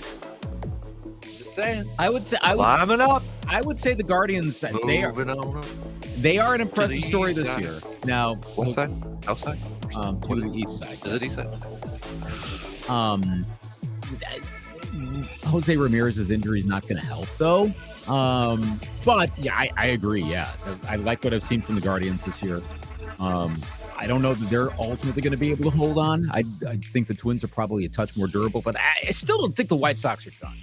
When this is all finished, it's a long season to go. But that's a smart move on a stock riser. I think Cleveland's a good one. Mm-hmm. How about stock falling? Who are you going to go with? The design marketing team for the Jazz. What the heck? You see the new unis that came out the other day? I did not. Black, white, and yellow. Okay, let me Google this. Yeah. But here's the thing.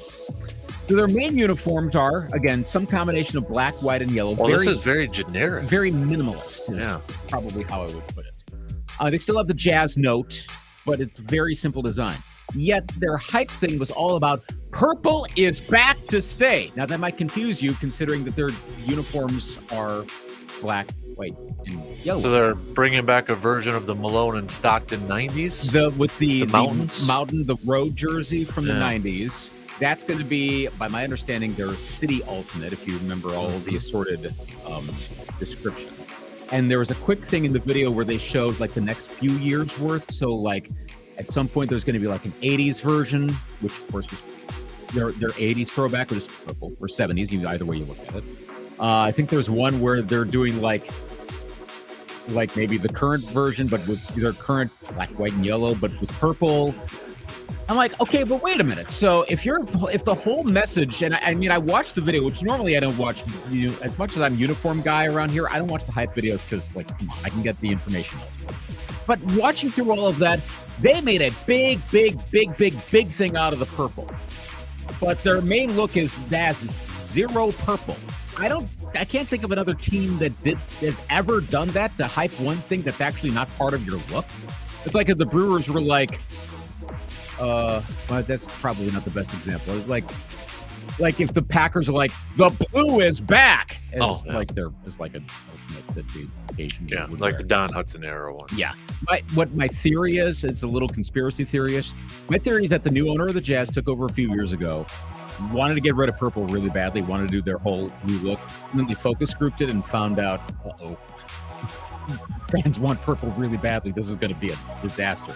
So they're kind of trying to do the have your cake and eat it too thing. It's weird. So like I said, they kind of look like rec league jerseys. Are you thinking the same thing too? Yeah, everything seems like that's a trend though. Everything's trying to go minimalist and all that. And I don't know. I don't like these. These are weird. There's a Twitter account. It's called, I think, like Game Plan Creative or something. I can't remember the exact one. But it's a guy who was involved with a lot of the 90s NBA uniform designs. And he has the original sketches and stuff. He did a lot of stuff for the Hawks at one point. And he had a recent interview. I was just reading this last week. And he was talking about the one downside of modern design is that there are a lot of generic looks, which for a while was kind of nice because there were so many weird looks for a while, like random lines and stuff. But yeah, we've almost dumbed it down to the point of just like word mark, number, color. That's it. And again, it's like a rec league, or you get the red pins or the yellow pins, and recess. And that's really so. Yeah, Jazz folks. Okay, give it a few years and then switch it up again. I don't like it. It's just weird. Mine's easy. Washington Commanders. Roger Goodell is going to be in front of Congress today, and Dan Snyder's hiding somewhere in the corner of a room or somewhere in a different country. He had to, he has to be at some award ceremony in Europe. And so he's going to an award ceremony. Or it's something, it's a conference, so he's unavailable. Oh. Yeah. Okay. But good old Roger Goodell sticking up for the owners. Going to take the heat because that's his bosses over there. So, what pathetic.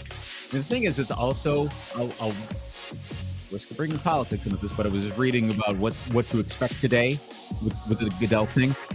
Only about half of this is going to probably be about Snyder. The understanding is that the minority party, I'm going to say put it that way, is going to focus on the woke aspects of the NFL. And currently, that's going to be their entire line of questioning. So really, it's only going to be about half the time on Snyder, with other stuff probably coming in. So actually, the amount of Snyder stuff today, probably not going to be as much as we're anticipating. As much as this has become a thing over the last, especially the last day or so, with the release of that letter yesterday, and then there's something else that came out this morning on it. I don't know that this committee hearing could go sideways real fast. But that happens, again, it almost doesn't matter who's in charge politically. You get congressional hearings involved, and sometimes those things end up you end up with this series of tubes and all sorts of weird questions of do you actually know what you're talking about up there? And whomever's being questioned kind of skates by. I think that's going to happen with Goodell today. Mm-hmm. I hate to say it, but I don't think this is going to be as revealing as we'd like to believe. Mm-hmm. Yep. Yeah. All right. Ready to do NBA mock draft? Oh, I was born ready. All right. Yeah. So we're going to take a quick break here and get ready. Useless knowledge here.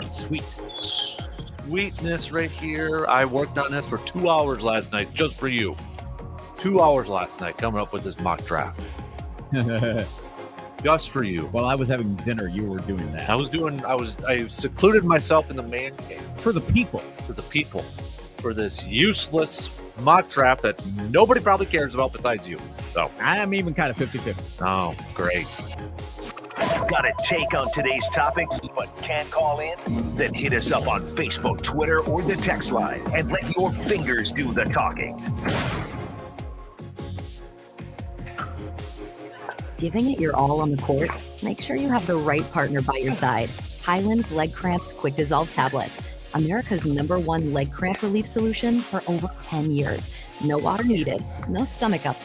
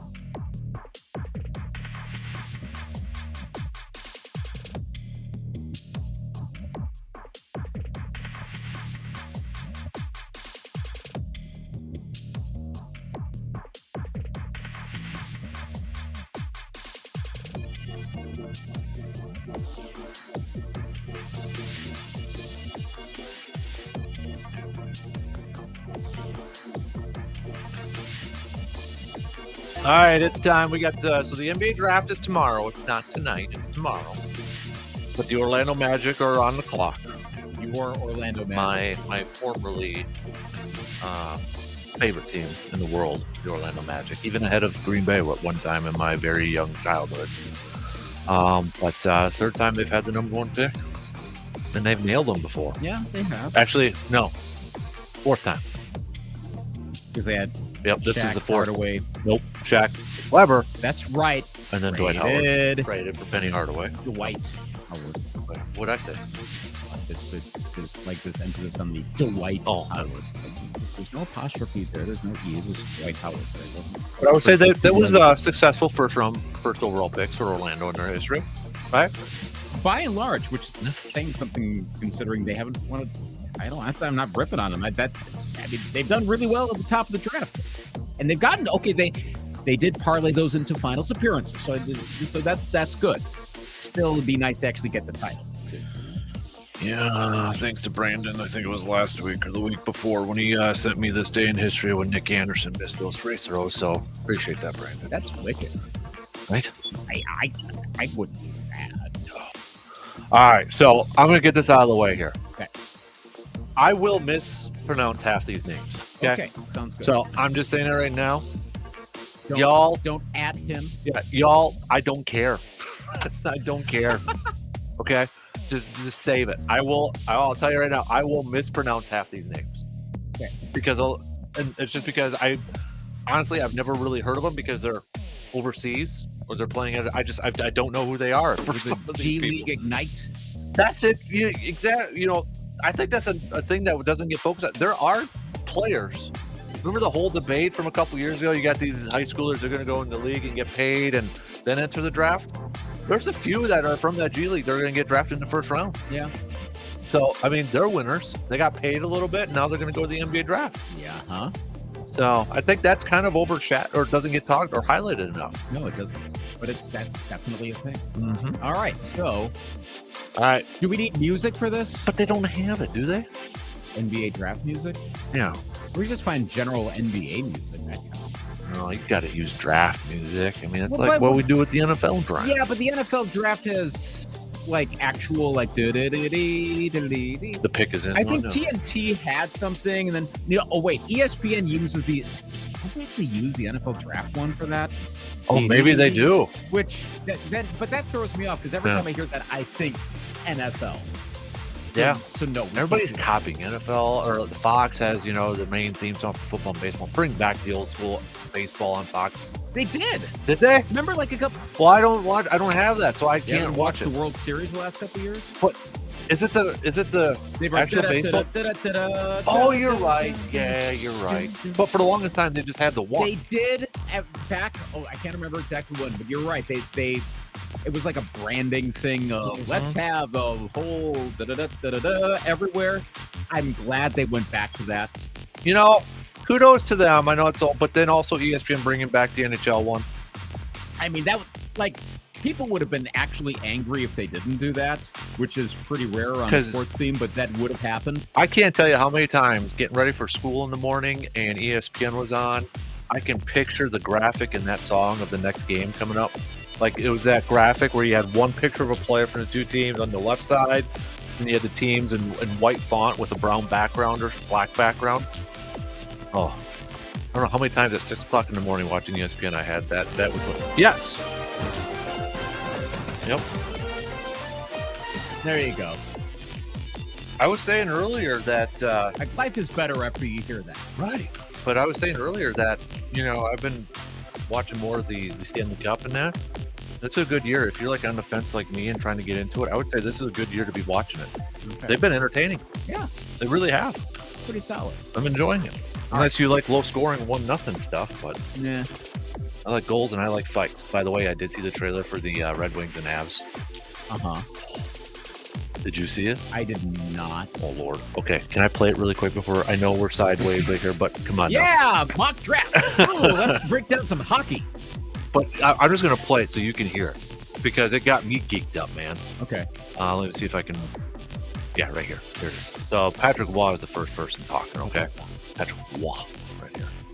Oh, we got what's going on? Oh, I forgot to turn off the background music in the video thing. Okay, this is the upcoming E60 documentary. Okay. Well, no one liked to see a teammates get cream on the ice and be pounded. Claude Lemieux, he was hammered by Darren McCarty. Shane and I are holding each other, and then he just takes off. I'm like, what? And I look over, I go, oh my God. Here comes Waugh. I'm like, oh boy.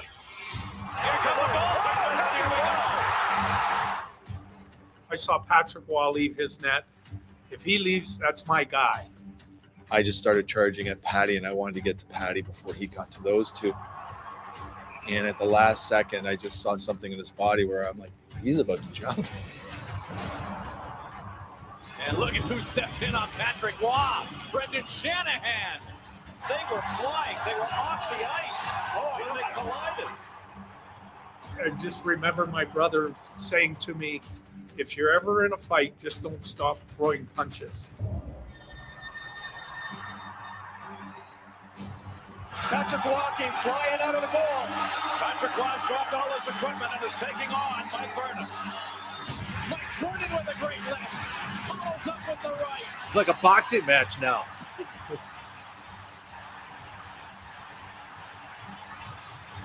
How about this? And look at the goalie's goal. Known for the use of the pillows.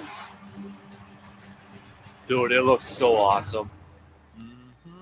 And I had forgot about like Brendan Shanahan on those teams and Adam Foote. I mean, it's like it was like every year Avs and Red Wings. I mean, they didn't always play, but it felt like those two were always competing in the late 90s, early 2000s. Mike Vernon, Yes. Chris Osgood was trying to work his way up in that. I'm like, oh, I forgot all about some of those players. That's going to be solid. I cannot wait for that. And I think that's an underrated rivalry when we talk about some of the best rivalries of all time. Now that you mentioned this, it was pointed out in, I think it was the S3 pod the other day. They were talking about that, and I think they mentioned offhand that this was coming up. I forgot about it until that was mentioned. I'm like, yeah, that's right, and that it's you don't have the rivalries nowadays because you've got more player movement and more teams and such. Though there's also fair amount of bad blood. I mean, heck, there was a good amount going on in Game 3 of the Stanley Cup Final. But yeah, that's going to be a good one to watch. Oh, I cannot wait for that. Hey, I got theme music. Oh boy, okay. And this is relatively current. So go ahead. This is ESPN playoff theme music. It's like 5 minutes, and I can reload it. So okay, ready to go? Yeah. Mock draft that only I kind of care about. Yeah. Yep. Here we go, folks. Oh boy, bring it. I'm going to embarrass myself here. So I think we know who the top three are going to be, but there's like some debate in terms of like the order the top three is going to go. Yeah. But we know it's going to be a combination of Chet Holmgren, Paulo Banchero, and Jabari Smith. I'm going Jabari Smith from Auburn, number 1 overall to the Orlando Magic. Okay. Number 2, Oklahoma City. They ain't doing anything for a couple of years, so they can hang tight. I think they go Chet Holmgren. Think that makes sense too. The 7-footer. Dude's got to add some size to him though. And then Banchero going to Houston there, down with the Rockets. I heard this on the Rosillo pod the other day. That they had Ryan Rosillo pod. They had Wozny Lambre on. If Holmgren goes number 1, he will be the first white American taken number 1 in the NBA draft since 1977. 1977. Yeah. Who was that? I gotta look that up actually. Because Bird was 2 or 3 after Magic. Well, that was 79. That was 79. Right, yeah. Number 1 in 77 was Kent Benson by the Milwaukee Bucks. Oh, okay. Yeah. Yeah, because Bird and Magic were now with Magic was number 1 overall. Yeah. So. That's not commentary on anything. That's how it's been. It's been a long time. Holmgren could, but yeah, I agree. I think Smith goes number 1. Number 4, according to my sources. Thanks, Waz. Which means a lot of my articles that I read that apparently this is a pick that is like highly thought that could be traded out. Like teams are calling the Kings about trading. Yep. And that is a thing around this particular draft that the Kings of 4 may not stay there. So that's what my sources also confirm, Luke. Okay. But Shams. I did not predict any trades in this thing. I'm just because it's ridiculous to do so. But the reason why a lot of people, from what I've been told, that want to trade up to this pick is that they want Jaden Ivey from Purdue. Yep. So that's Seems where right. I got right there. Yep. Mr. Ivey from Purdue. Okay. And then Detroit at number 5. Go with Cade Cunningham. Who's going to join up? What? Cade Cunningham. Oh, yeah. I was like, wait, I couldn't hear half that. All I heard was Cade. Yeah. So Detroit that Pistons. music is, I'm jamming out to the music right now. This is going well. Detroit. See, I was going to say Cade Munn. Dang it, Luke. NBA Draft Insider Dan Kasper. Right. Benedict Mathurin from Arizona. Okay. Going number 5 right now. All right. 6'6", 2-guard, small forward. Can play the 3 or the 2. Okay. Number 6 overall, Big Ten. Got a little bit, no, not really. But number 6, Indiana. Keegan Murray just seems like an Indiana Pacer. Iowa. Yeah. Or you mean Iowa going to Indiana? That's Yeah. Gotcha. Yeah. Iowa to Pacers Indiana. take Murray from Iowa. He just seems like a Pacer. Keegan Murray. I could see that, yeah. Portland, the first G League player coming off the board. Ooh. Number 7, Dyson Ignite. Daniels. Dyson Daniels. Okay. Dyson Daniels. Okay. Number 8 to the New Orleans Pelicans. This is from the Lakers with that Anthony Davis trade. Mm-hmm. Jeremy Sochin from Baylor. Okay. Then number 9, San Antonio. Here's your one name that I will completely butcher, and I apologize. Ousmane Dieng. Pretty close, because that reminds me of Luol Deng. Yeah. Right? Yeah. Okay. New Zealand. It's from New Zealand. Okay. San Antonio's got a history. Overseas players. Tony Parker, Ginobili. So here you go. I think that's a good choice, yeah. Okay. Number 10, Johnny Davis to Washington. I see that happening a lot. I've been being mocked that way. And then at number 11, the Knicks. That they will Next probably time. be pissed off with their pick regardless of who they pick. But I'm going to go with Shaedon Sharp from Kentucky. Okay. Good choice. Then from Duke, going to number 12, Oklahoma City, A.J. Griffin. Okay. A.J. Griffin going over there. Mm-hmm. The next one that I will mispronounce goes to Charlotte. Michael Jordan making the pick here. Doesn't have a coach yet. Might be Mike D'Antoni. Ochi Agbaji. Thank you. I can't get that out of there. Most outstanding. Ochi Agbaji. Agbaji. Thank you. Most I can't say outstanding that player. name for as long as I've tried. I cannot freaking say his name. So I'm glad he's not going to Milwaukee. Watch, he ends up going to Milwaukee.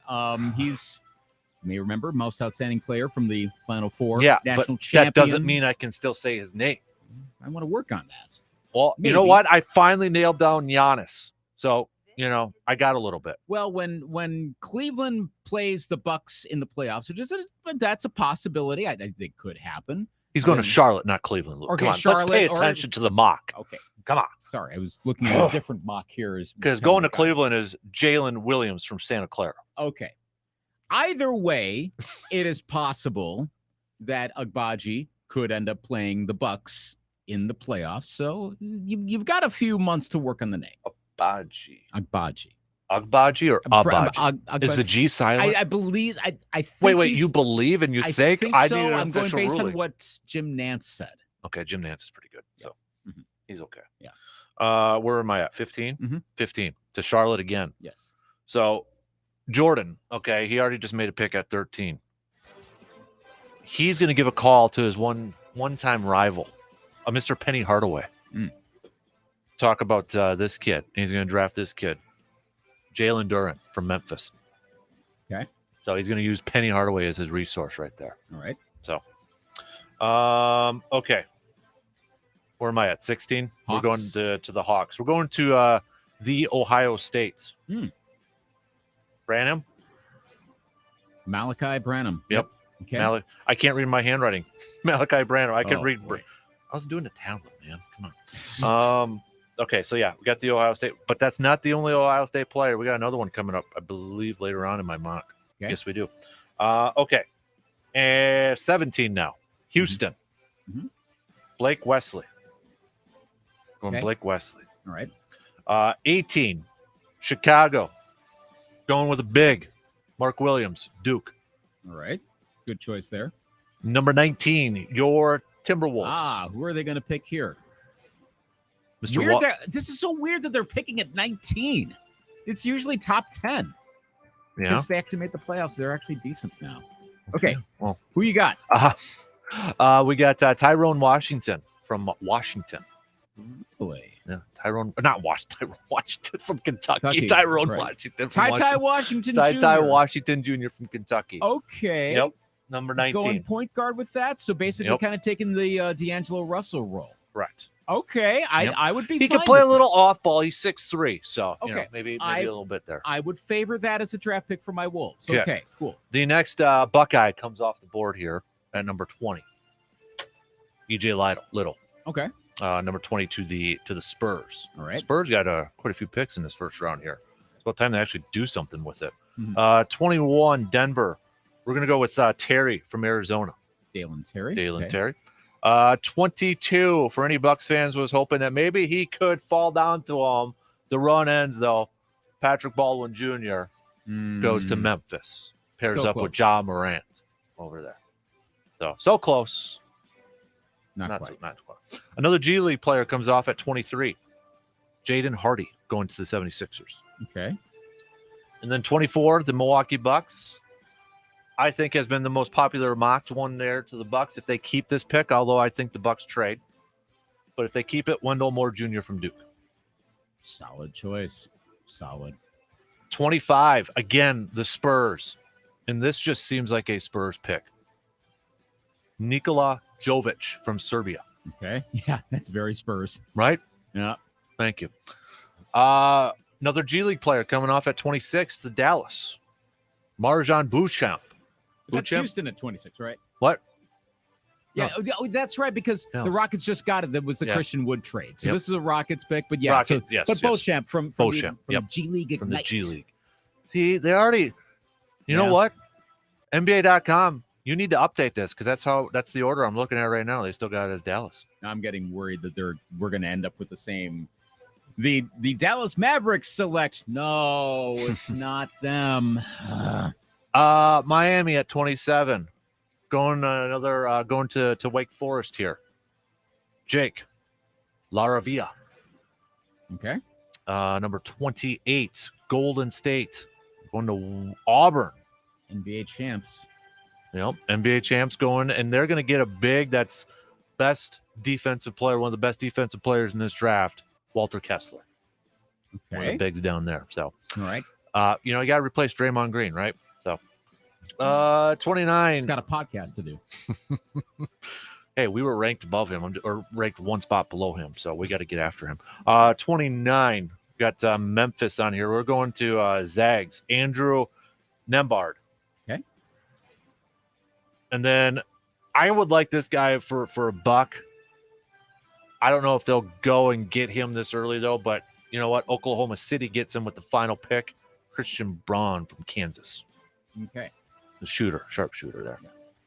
And actually, I do know, and only because I watched a lot of the Final Four, it's actually Brown. God dang it. No, but I would have said Braun too. Yeah, because it's like Ryan Braun. Right, because I kept seeing his name and then hearing Nance. I'm like, wait, what? Well, I told you, Luke, I was going to mispronounce. You did. A lot of these names. You did. So, But and I that's told okay you to shove it. Right, exactly. Because I'm kind of in the same boat. By the way, the ESPN mock has Baldwin at number 45. Well, they're wrong. Which means Bucks could get him potentially. No, they're wrong. He's not dropping that far. Well, I guess we'll find out tomorrow. They're wrong. He'll go. I trust my sources here. So yeah, they're wrong. Hey, this is cute. Your sources. How did this already? We don't need to watch Roger Goodell. His opening statements has already been released. His 6-page opening statement is already out there. Oh my gosh, Schefter's on it. I mean, good Lord. Let me start by expressing my gratitude to the men and women who shared their experiences during the Blah, blah, blah, blah, blah. Yeah. I am here to discuss the NFL's efforts to promote safe and respectful workplaces, including at the Washington Commanders, singling them out. All right. Well, we don't need to watch that part. Yeah, we will share the results of that investigation when it is completed and take. Fair or foul, receive or defer. Does Roger Goodell get asked about the investigation into Deshaun Watson today? Fair. Receive. I think so too. Match game, yes. Whatever we're calling it. Yeah. He's totally getting asked about that. I mean, I know the Snyder thing is the big one, but somebody's going to tie it in. Well, especially because it involves sexual harassment issues. Well, okay, that crosses over. Now, I know the NFL's not done investigating, and so that, and in that case, that's fair. I mean, it's midway through, so like I do hope no one's like, why haven't you done anything on Deshaun Watson? Well, let's see what they do. Actually, in this case, we do have to wait. The Snyder thing that's where I'm like, come on. And I think most everyone agrees. Why has nothing happened on that? But the Watson thing, we still got to wait on. That's where you bring in the Haslams. And I don't think that's congressional purview. Anything, you wouldn't do that. But you ask the Haslams about that. You don't ask Goodell about that one. I was reading through Andrew Brandt's tweets yesterday after some more Watson news came out. And he said, even if Watson doesn't play, somehow any suspension is still not going to end up covering like next year. Like I've been hoping, because Watson's being paid like the league minimum this year. Yeah, it's like he's got $1 million salary. And then it's like $45 million a year for the next few years after that. Yeah, they did it, and it's that signing bonus sort of thing. It's constructed so he would only lose $1 million. But that also helps out because of thinking, well, if he's going to get suspended, it would probably be this year, so you'd lose pay this year. Right. But the Browns did it so that, hey, guess what? He's only going to lose league minimum this year. He'll still get paid. And Brandt said, it's unfortunately, I don't think the NFL can work around it. Like I was hoping maybe they could like suspend him next year or something. But gosh, that sucks. And it's so annoying. Things that shouldn't really matter to us, Packer fans, Viking, what's going on in Cleveland. But I know civil settlement, I get that, but oh gosh, Browns are quickly becoming like one of the least likable teams. Hey, Sporting News just dropped their latest mock here. I'll just say this: with their top 10, we got 2 of the same top 10, and it's not the top 3. Their top 3 is different, but wow, yeah, Dyson Daniels to Portland, I called that one. Johnny Davis to Washington, called that one. Okay, yeah. Yours, I was following, like I said, I was following the ESPN Plus mock. I mean, you had a fair number that were on compared to theirs. So, well, who did it at ESPN Plus, or was it a cumulative one? Let's see. Because I don't have Plus. I don't pay for the Plus. I don't need the Plus. I have my sources. I'm like Barry Alvarez. I am the source. Again, NBA insider Dan Kasper. Now, if you're talking 90s NBA insider, now we're talking. This is Jonathan Givenoy. Or Givenoy. Oh, yeah, Johnny. Yeah, we talked. Yep, Johnny. Yep. What color hair does he have?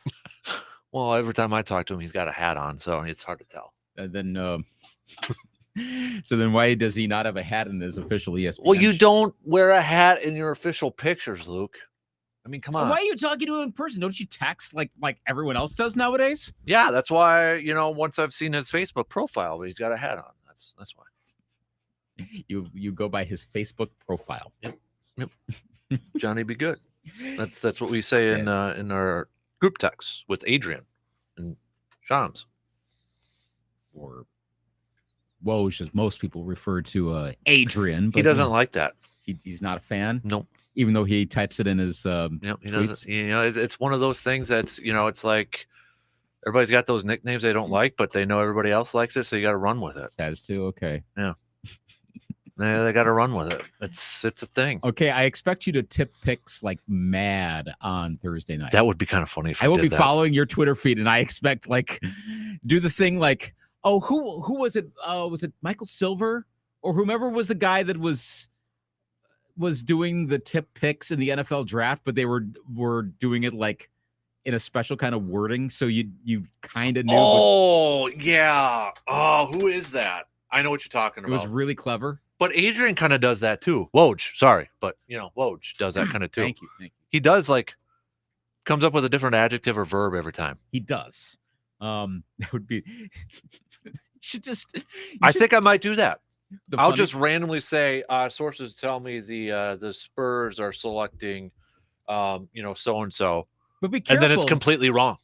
Be careful though, because there'll be like one, and you accidentally stumble into like what a particular fan base, like what the Pelican fan base is like dying to have for their draft pick, and then somehow someone sees yours, and suddenly you get like. Hey, then I'll be trending. That's a good thing. Until it's wrong. That's okay. Everybody's wrong you on get Twitter. Ratioed out of existence. You know how many people are wrong on Twitter? Well, like everyone is wrong on Twitter. Yeah.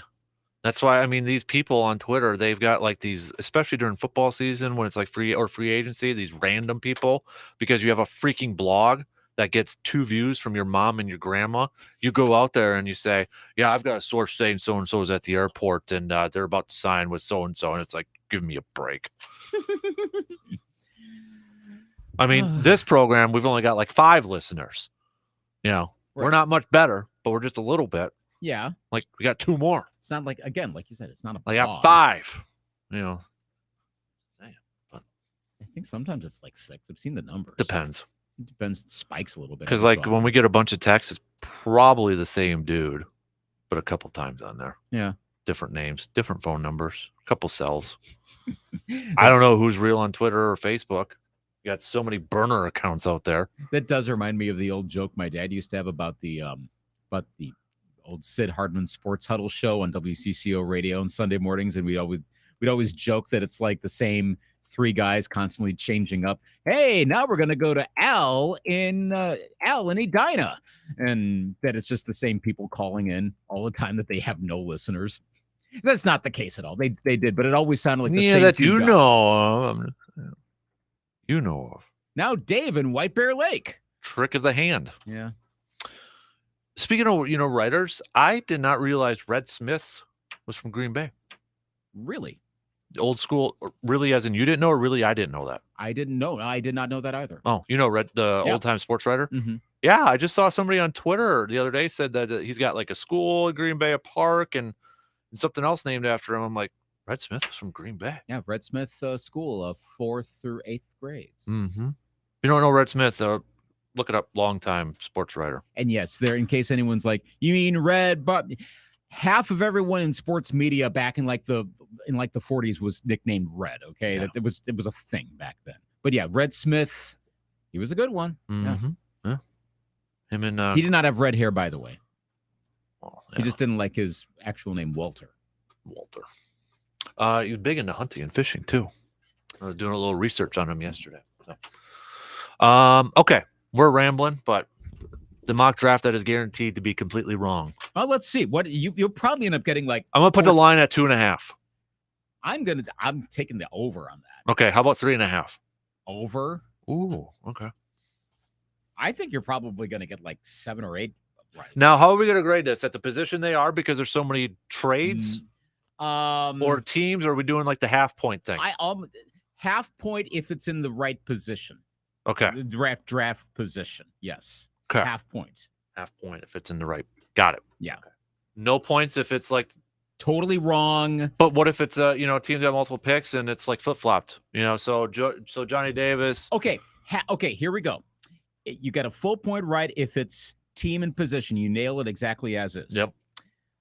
You get a half point if they are picked at that particular position, but by a different team. Okay. Or picked by that team you had them projected to, but at a different spot. Another point in the draft. Then you get a half point. If they go to someone else at another pick, nothing. Then you whiffed it. It's completely wrong, and I'm an idiot. Because a trade up could just mean another team's pushed down, and so then they end up taking the guy to another spot, and you would have added right, and you can't predict. That's why I hate doing mocks, because I don't know what the trades are going to be, and that blows everything up.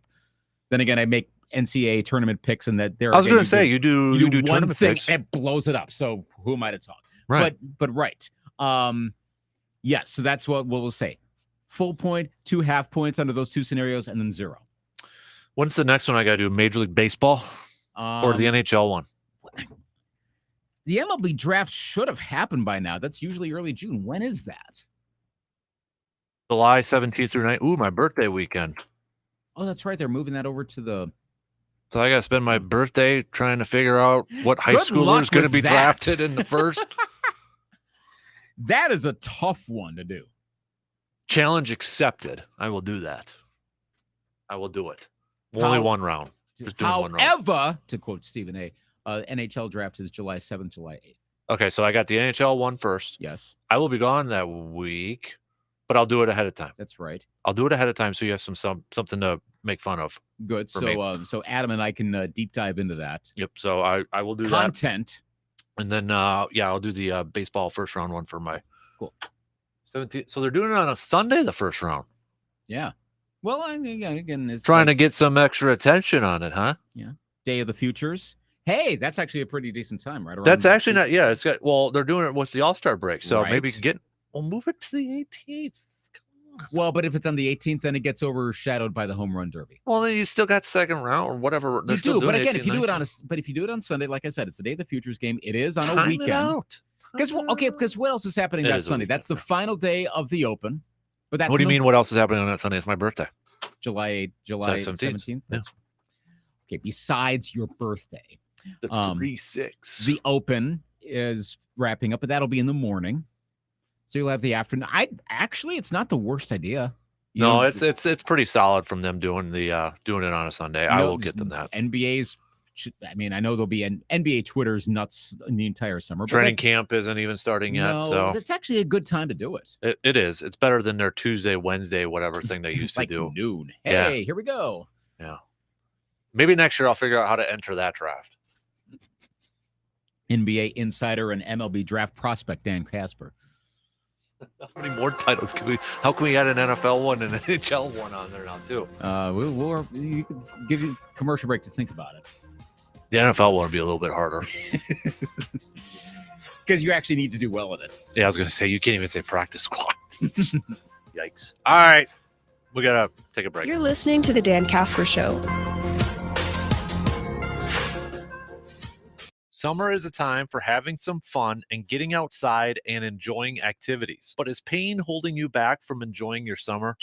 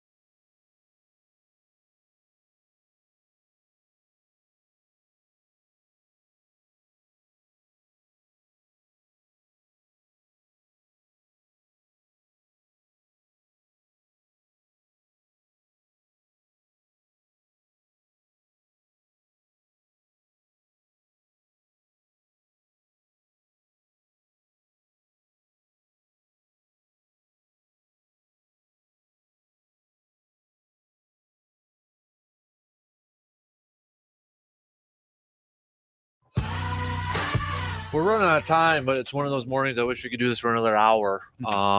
Surveyor said official, unofficial, Seattle Kraken, Wisconsin affiliate insider. Yes. Okay, there's your NHL one. And encompasses the Wisconsin, I guess. Nice. There, but, yeah. I mean, you might as well adopt the team. Yeah. The Wisconsin, Washington pipeline. Yeah. So now, we just got to work on the NFL. Yep.